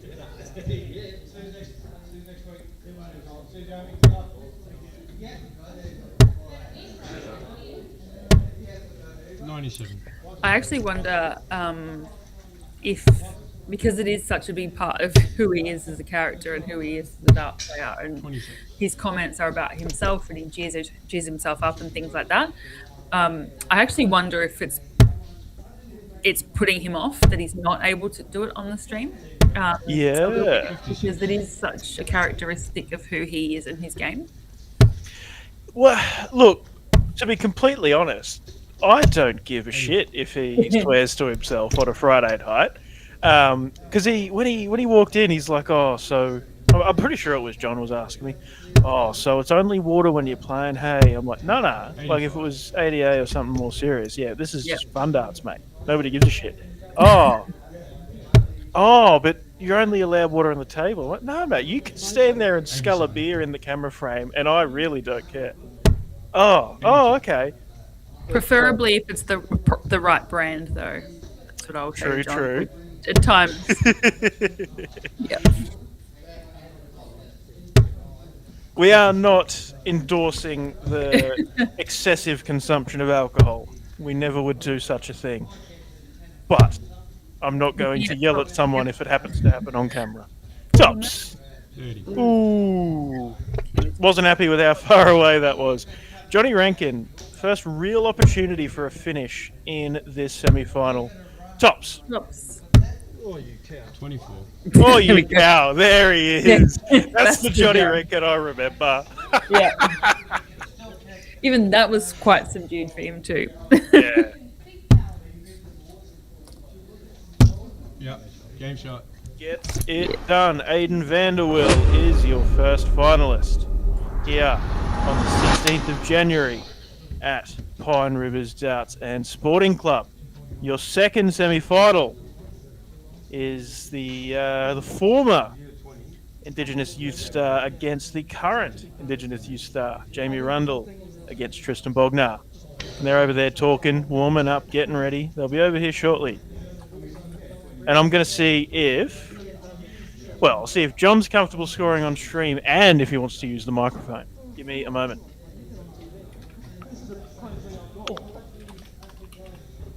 Tristan wins now? I hope so. I'm going home then.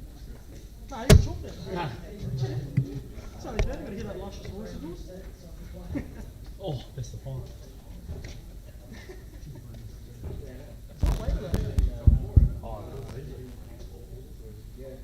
This is like no releases or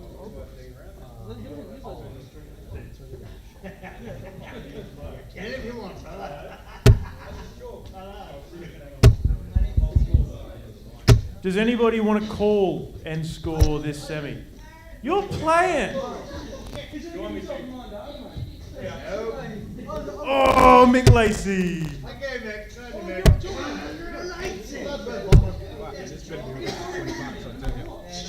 Yeah, paid.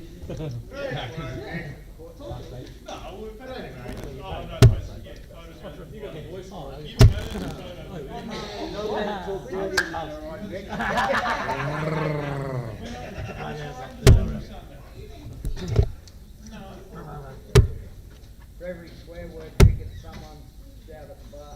Yeah, I don't swear.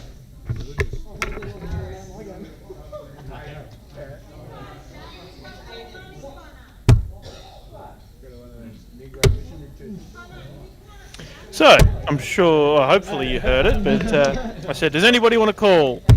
Tristan says, I will. I said, you're playing, you bloody wally. Anyway, he can call the final Jamie after calls Jamie tail. belts him. It's a tail. Just kidding, just kidding.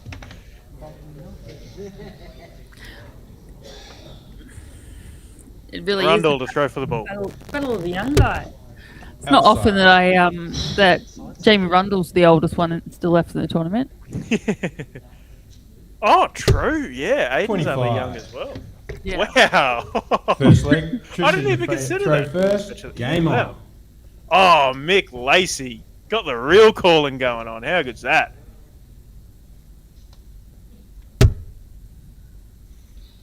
I was wasting my time up on stage down in Forster. Should have made way for Mr. Lacey. 91.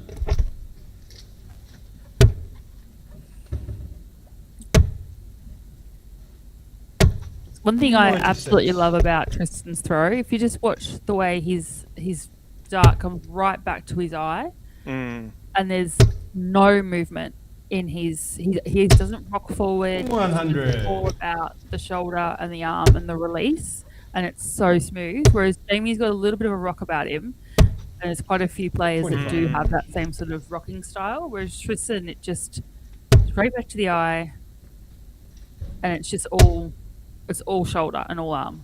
Yeah. 180. Oh, Mick Lacey on the mic. 100. 130 now for Tristan. 130. Yeah, I saw the little stop in Tristan, and he didn't say it. Mick didn't say it, and then he was waiting for it, and then Mick ended up saying, double 8. Oh. 114. That was for a 12 in the opening. Wow. And this is the kind of darts that Tristan can play in when he's comfortable. 42. And he's free flowing. Oh, we have watched some stunning matches that Tristan has played, and where you and I have just been in absolute disbelief of what Game we've shot witnessed. and the first leg. Tristan Bognar. Nice little Second leg, Jamie 120 throw average. first, Well, game 120 until then, but 107 average. It's a sub. 91. Mick hasn't quite mastered the art of waiting and cancelling the call when the player's already up there throwing. But well. 45. This isn't about the Biggest players, it's about the caller. Absolutely. Because say beggars can't be choosers. We've got a caller who's willing to use the mic. 44. Hasn't gone home. Well, he can't go home because I'm driving him. Fair enough then. 83. Oh, actually, he can catch a lift home with Josh Horton, but I did bring him here. That's what happened last time. 59. Mick lost early and went home with Horton. But at that time, we had to get up early the next morning and drive down to just north of Sydney, so couldn't blame him then. So fluid, that style. It's so fluid. It's just really pretty to watch. And I don't know where he got that from because his dad does not throw like that. So 41. it's quite interesting that he's got such a solid, like there's no movement. There's hardly any deviation in the wrist. Hardly 140. like he's just a freak. It's too bullseye. Wow. And this is Tristan at his best. Like, this is when he's 58. playful, he's enjoying his darts, and he's just relaxed By and looks comfortable. 113. Yeah, look, and that smooth style. Oh, hang on. 17 for 36. Double one. Oh, What? no. Come on, yeah, mate. Set it up. That smooth style. Here we go. 140. Yeah, the smooth style from Tristan Tristan is Newcomb, something that we actually spoke 113. about at length down in Forster. We were watching, it became kind of the nightly ritual to sit down and watch some DSL, whether it was the day's streams that had gone Yeah, out, beautiful set up there by Tristan. 81. 68 for Rundle, or watching back some of Tristan's best Carroll Park moments or whatnot. We were watching a lot of DSL down there. 36. Oh. Flip that Tristan, one. you require 32. And we ended up getting on to Tristan's first ever match on DSL, which Game was, shot, there the we second go, leg. Tristan Bognar. the North Queensland Classic First, game on. Youth Singles in 2024, it was, when we had the test match and whatnot, and Tristan went through, won that Youth Singles with an 84 average in the final. 60. It was quite impressive, but he actually spoke about how awkward his throw was back then and how much he watches himself and uses that to kind of tune his throw. 80. Yeah, well. He loves watching himself back, but really uses it wisely. It's really quite impressive. But I just 100. just that positioning back to his eye, so smooth, and then there's a snap of it's like a whip of the shoulder, a snap of the 100. elbow, and it just there's no movement in it. I mean, at times he might have a little 140. rock, but it's nothing. Like it's so fluid, and I just love that positioning of his wrist and his hand back to his eye. Yeah.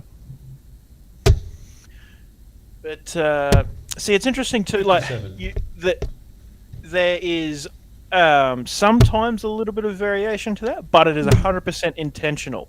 He knows that he can make a little tweak to something.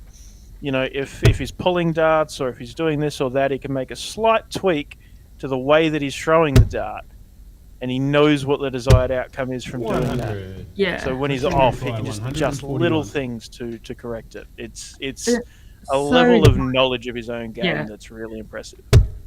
Absolutely, and that's what I was saying before. He's a 73. player that's beyond his age. Like Jamie require 164.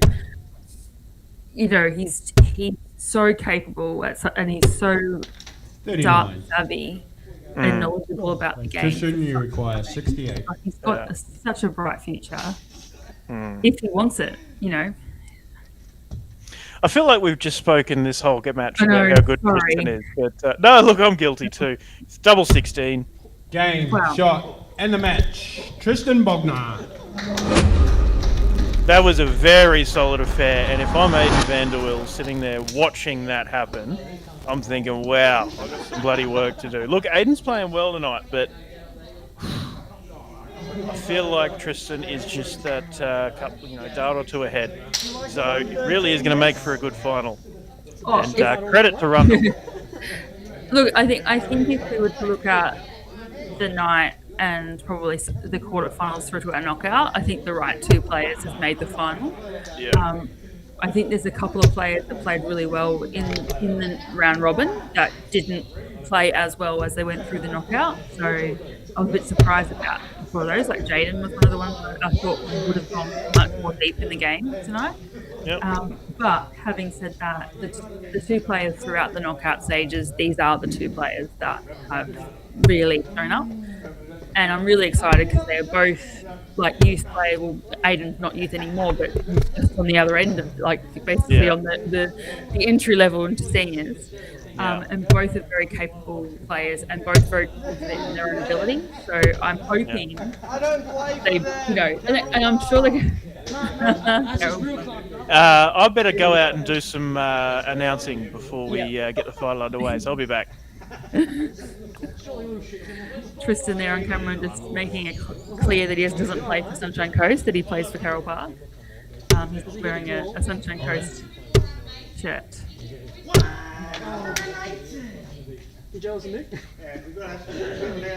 But I think this game's going to be full of talent. All right, ladies and gentlemen, it is the moment you have all been waiting for.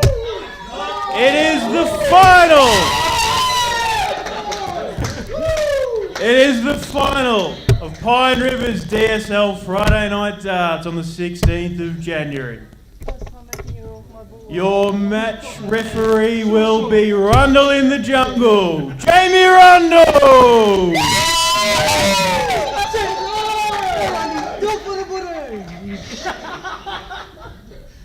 And your finalists from Carroll Park Darts Club. Not Sunshine Coast. He is the Boomerang, Tristan Bognar!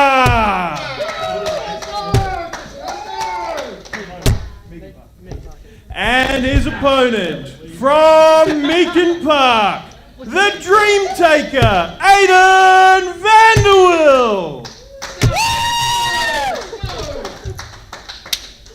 Best of 7 legs for your final. All the best. I feel this is going to be 7. a game of quality, but also a really fun game. Both of these guys very, very comfortable and capable players. Very confident in their own ability, but at the same time, can have a laugh about it as well. So we've already seen a lot of fans happening. Boys, it's just fun. They've been in and out of the commentary box trying to get on stream and get on camera. So Tristan's right for the ball. I think it's going to be a good one to watch. Cool. Here we are, Tristan for the bullseye.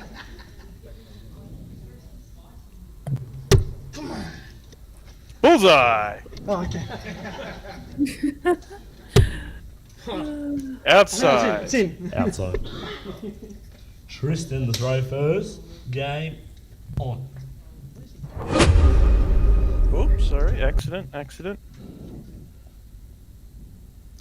So, yeah, as you mentioned, Tristan is, 2026 Queensland junior representative. Aiden was his teammate representative in 2025 for Queensland.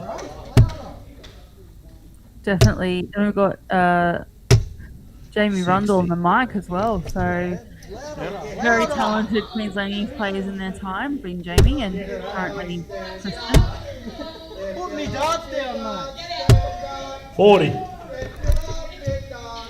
Oh god, I have a feeling this is going to be a very fun and 100. So Damien Blair and Kelly Blair, last time out, were talking about, chanting boring table. 97. And now it's, if you love the darts, stand up. Just trying to get these guys used to those 41. And those chants early on in their career, so that when they get up there on stage and play in those events at Ali Pali and the World Series, that they're well versed in all the chants that happen. Is that what they're trying to do? Look, I don't think it's quite as well thought out. I think it's Damo and Kelly went to the Premier League, saw what the darts is like, and thought, well, we need that at Pine Rivers. Absolutely. Ashley Browning, the other half of Tristan, says, 39. do you have photos of Tristan on your wall? What is this glaze? I have a lot of respect for the young man. He's a talented dart player. 95. That's what I was thinking. Wagner, you reply 64. Does that leave me? 43. Does that leave me? Top of the table. Does that leave me? Oh god. So this reminds me of the Mystery Mixed, where Tristan was having a bit of fun with it. And he ended up winning, but took it a little more casual than perhaps his opponents were. And I think that's where I say with Tristan, like, that's the maturity side of things, right? Like, he's very capable. You saw the way he completely dominated his semi-final match with very high scoring and low dart legs and things like that. When it comes to a final, playing one of his mates, one of his ex-teammates, then the giggles get in and they have a bit of a laugh and have a bit of fun, but the concentration drifts a little bit. Yeah. Come on. 41.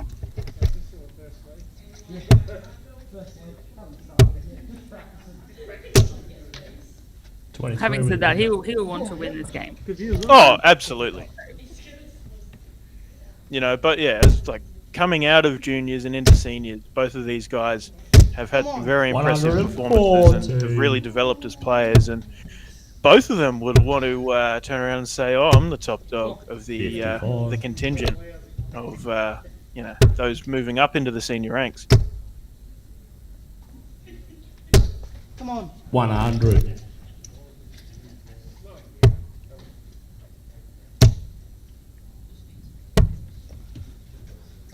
$44.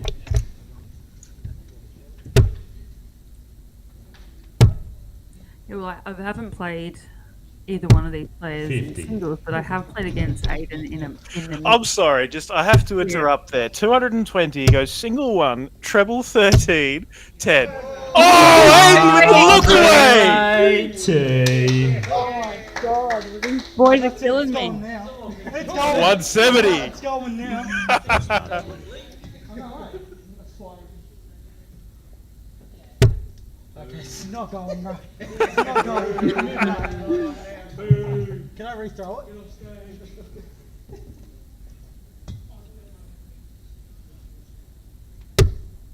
Is that a triple 20? Jesus. Come on! 50. I just wanted 120 left like in. Oh, shit. Tops it is. Make it 1-1. Wow. 80 scored. I couldn't even see the top. This is how you do it. Oh, Yeah. Three This is doubles, where- they're saying. Oh god, this is where I just Tristan, you guys just need to stop. Focus. Is this what like when you're capturing the boys or you're ready for manager? It's like, oh my god, stop. Oh, this was what it was like at the portable board back in the cabin. Oh, he's going 20 rule. 88? Hey, look, he did it earlier, He but did not it. spec. Yeah, didn't he go 19 bull or 19 bull or something? I thought that was Blake Hatchett. 52. Oh yeah, it was Blake Hatchett. That was. Top Sorry. seed. Check in 1. Yes! So now the Pine Rivers players and spectators are getting the Tristan Bognar experience that we are so used to at Carroll Park. Yeah, like so this is something that we're well versed in, the Tristan Bognar experience on a Friday night. We look forward to it. We miss it when it's not there. 180s. Yeah, I mean, I think he was at both of the first two Pine Rivers events, but 60. just didn't play as well as he has tonight, I guess. Didn't get to this phase of the comp.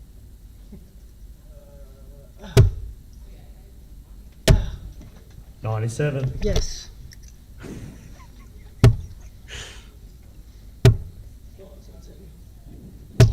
I'm watching this 81. thinking, well, I'm flying to Adelaide for the Swift Flight Classic, as is Tristan, and we are playing pairs. And I'm just hoping that this is not how he treats our pairs tournament whilst we're down there. I mean, I'm up for a little bit of fun, but a little bit more seriousness. 85. People, Aaron Garner in the background showing us his stomach. Tristan there acting like he was going to do the same. Oh, I can't 30. even 25. You leave it, I leave it. Wait, leave it, right. Yeah, well, while you guys will be off flying down, me and Benny in the holding the fort. 60. Leave an extra. I would have gave you a shot too. Well, yeah, we'll have to confirm all the details, but it's looking like we will still potentially run that Carroll Park comp, and Benno will just be making sure the stream doesn't break, and I think it'll be, Kate commentating all by her lonesome, perhaps with Ben jumping in a little bit. Suppose a good bit of practice for it tonight, Kate, with me abandoning you so much.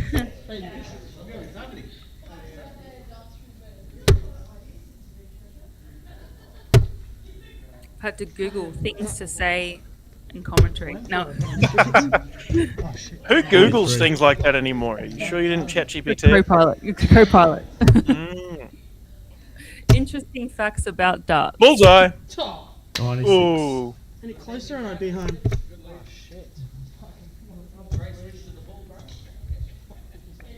107. Starts on the 20s, down for the 17s. Finds only the single. 55. I didn't want this again. 34 now, Aiden. Straight for it, perhaps. Ooh, 6 for double 14. Kate's favourite. Double 7. Check in 3.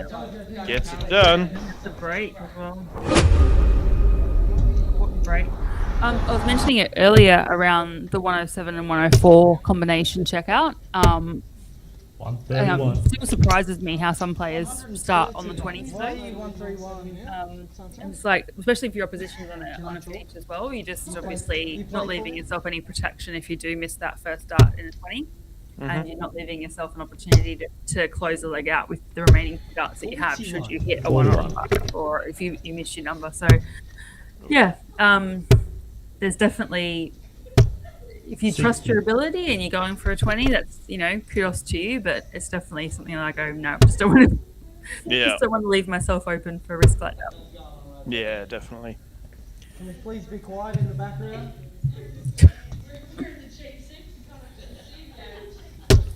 60. You there?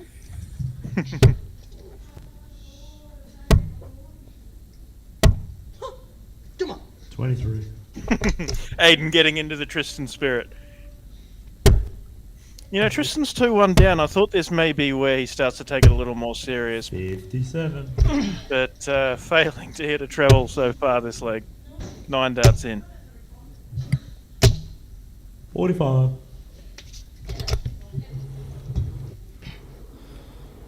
Yeah, they've just gone off the momentum a little bit. First couple of legs, they were both firing. 93.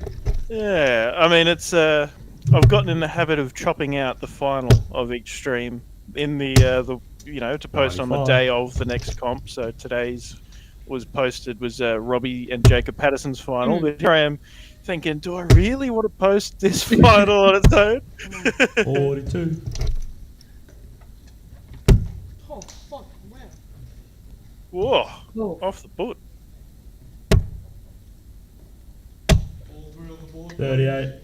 This is where they're both starting to kind of rein it in a little bit in terms of concentration. Gone a little bit quieter. You can watch my games. Until then, Tristan. If you want to. 60. 19, treble 18 for double. No, way wide, single. 148. 3. I don't know.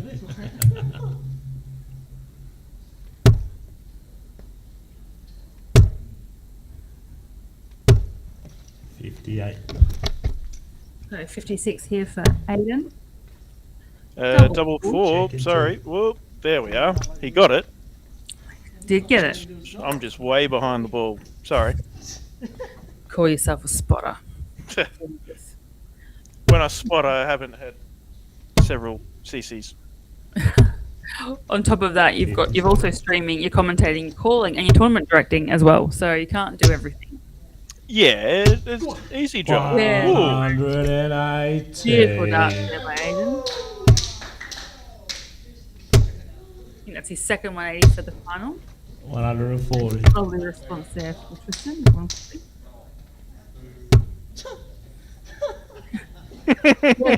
Yes, this is the follow-up. He was on a 9. He's about to score a 9. Yeah. 7. Pick up, mate. Get in there. 7. Come back. Good darts, mate. That's what we all, pretty much the rest of us, simple people, generally happen. Simple people, Kate. Wow. Not about me. 104. It goes from like a 180 to a 7. That's what or a 180 to a 26, something like that. Actually, I don't even hit the 180. I just hit the just to be able to comment. He was on the 164, went the right way, I'd argue, for, well, the way that he would usually go. So 79, 85 left. Single 15. 94. Yeah, good call, Rundle. So not too much pressure on that 60. one for Tristan, with Aiden back on 2 and 4, but 4, down for 16. Treble for double 9. Sorry. There it is. Important there, for a whole throw. Still got that, still a break behind after Aiden took out that leg a couple of legs 45. ago.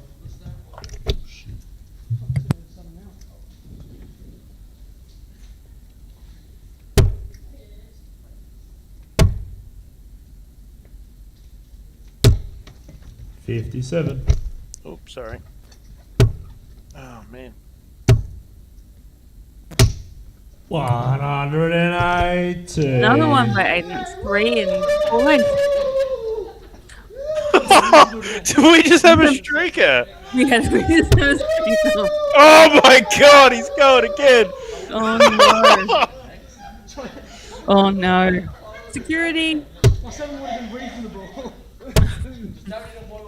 97. DSL now stands for Dart Streakers Live. Streakers on screen. 85. Damo streaking live, perhaps. So that's not something you see on a Friday night darts DSL for those people who No. have come in for the first time.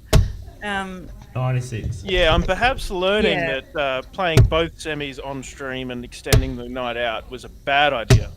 140. Especially like these two are too young to drink, so I don't even. So it's just like you're just drinking in the Kool-Aid. Mm. 81. Aiden's 18. Surely give me a shot. Oh, yeah. Surely give me a shot. Surely. Oh, surely give him a shot. Ooh. 1932. Check it too. Wow. Oh, I boring. need to understand you, man. This thing. Lovely dart there by Aiden. I think Tristan just Thanks for coming. got a little bit excited. Oh, I'm hitting the wrong button. Go for it! Go for it! Go for it! Bullseye. Oh shit! It's offset it anyway. Wow. So All right, Aiden well, I'd picked better up- go and do some roundups. Well done, Aiden. Let me hide the scoreboard, go out and do some announcing, and then we can get out of here.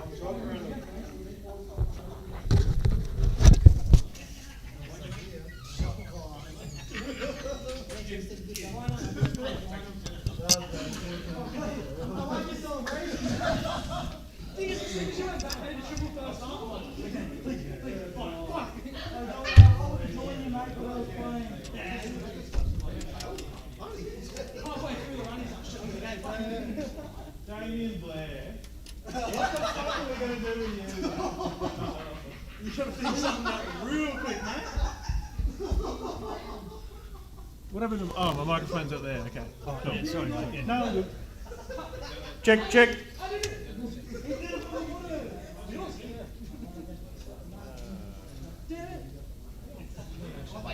Oh, I need some envelopes. Whoops. Oh yeah, that would help. You got money, so you don't mind.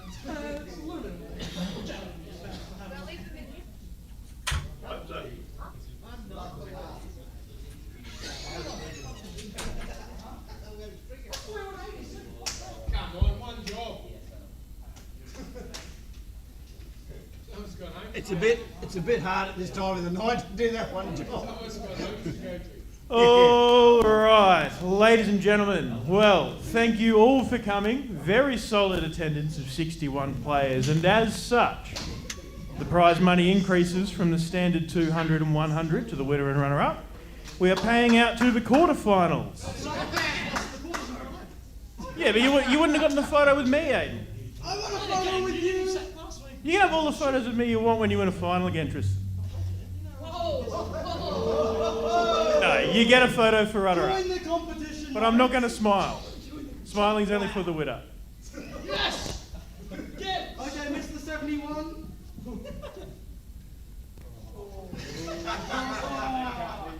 All right, your quarter-finalists earning $20 apiece. Jordan Mathers. Damien Blair, the streaking man. Not again. Put your shirt on, Ian. Put your shirt on. Does he get a photo? No. Cartwheel. Do it backwards. Take it all off. Oh, what's that? Take it all off. Needs a bit more than $20. Mick Lacey. Swing your shoulder around. And Josh Horton.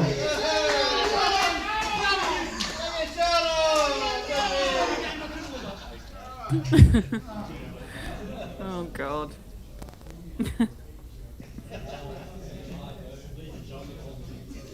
Your semi-finalists earning themselves $50.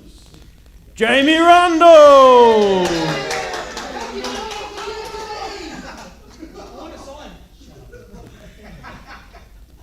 Number 2.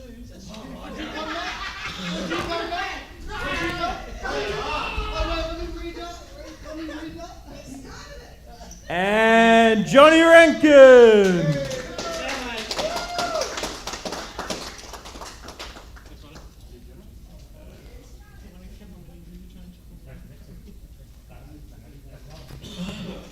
And in what was a very strange but characteristically Tristan-like final, we had it all. We had the chance of the Blairs once again, like 2 weeks ago. We had a streaking from Damien. We had the crowd banter, and we had a loser.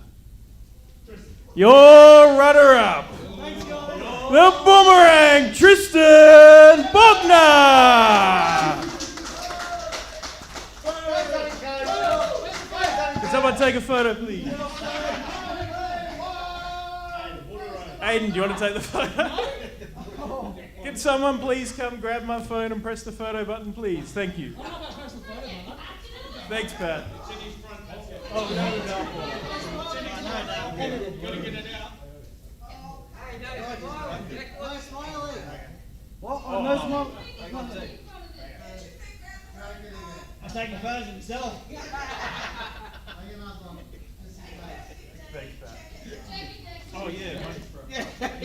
Sorry. Tristan.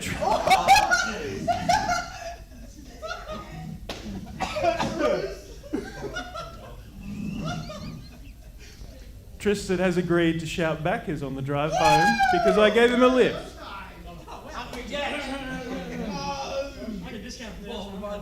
And your winner, the Dream Taker, Aiden Vanderwill.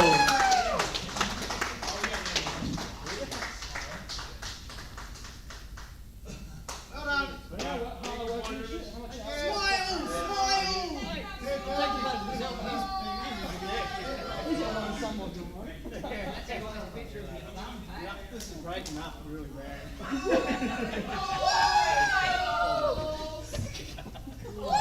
Thank you, everybody, for coming. It has been a fantastic night. We are back here in 7 days for the 23rd of January at Pine Rivers. And in 2 weeks' time, the 30th of Jan, we're starting back at Carroll Park. And then from there, Carroll Park, this one.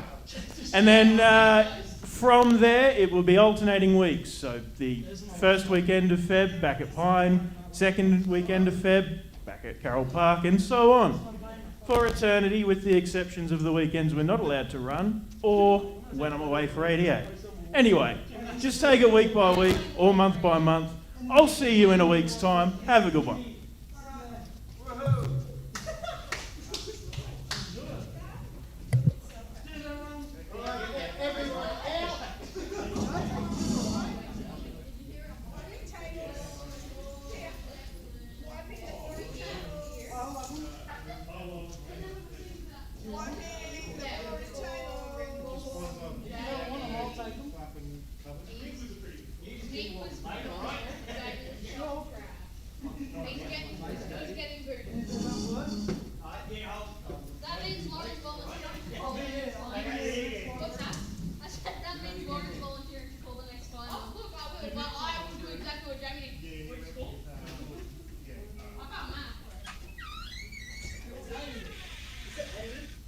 I'm about to end it. Oh, my mic's still going live. Yes, Hello. you are. Oh. Hi. Well, all right. Well, thank you, Kate. It has been a pleasure. We are on the stream. Sorry, I didn't give you a warning then. Anyway, good night from me. Good night from Kate. We'll see you in a week. You're here next week, yeah? Yes. Yes. See you next week, folks. Have Awesome. a great week. Cool. Cheers. See you later. Bye. It's here.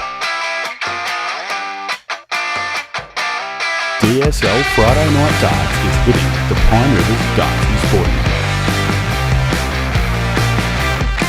It's the same format you know and love. $20 entry, round robin into knockout, stream live all night on Dartstream Live. Coming to you from one of the biggest and best looking darts clubs in Queensland.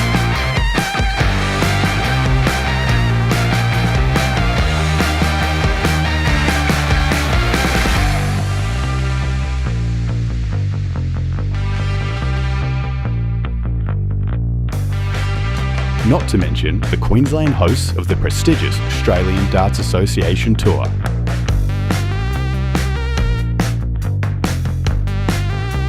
Brought to you by Australia's #1 stream and commentary team.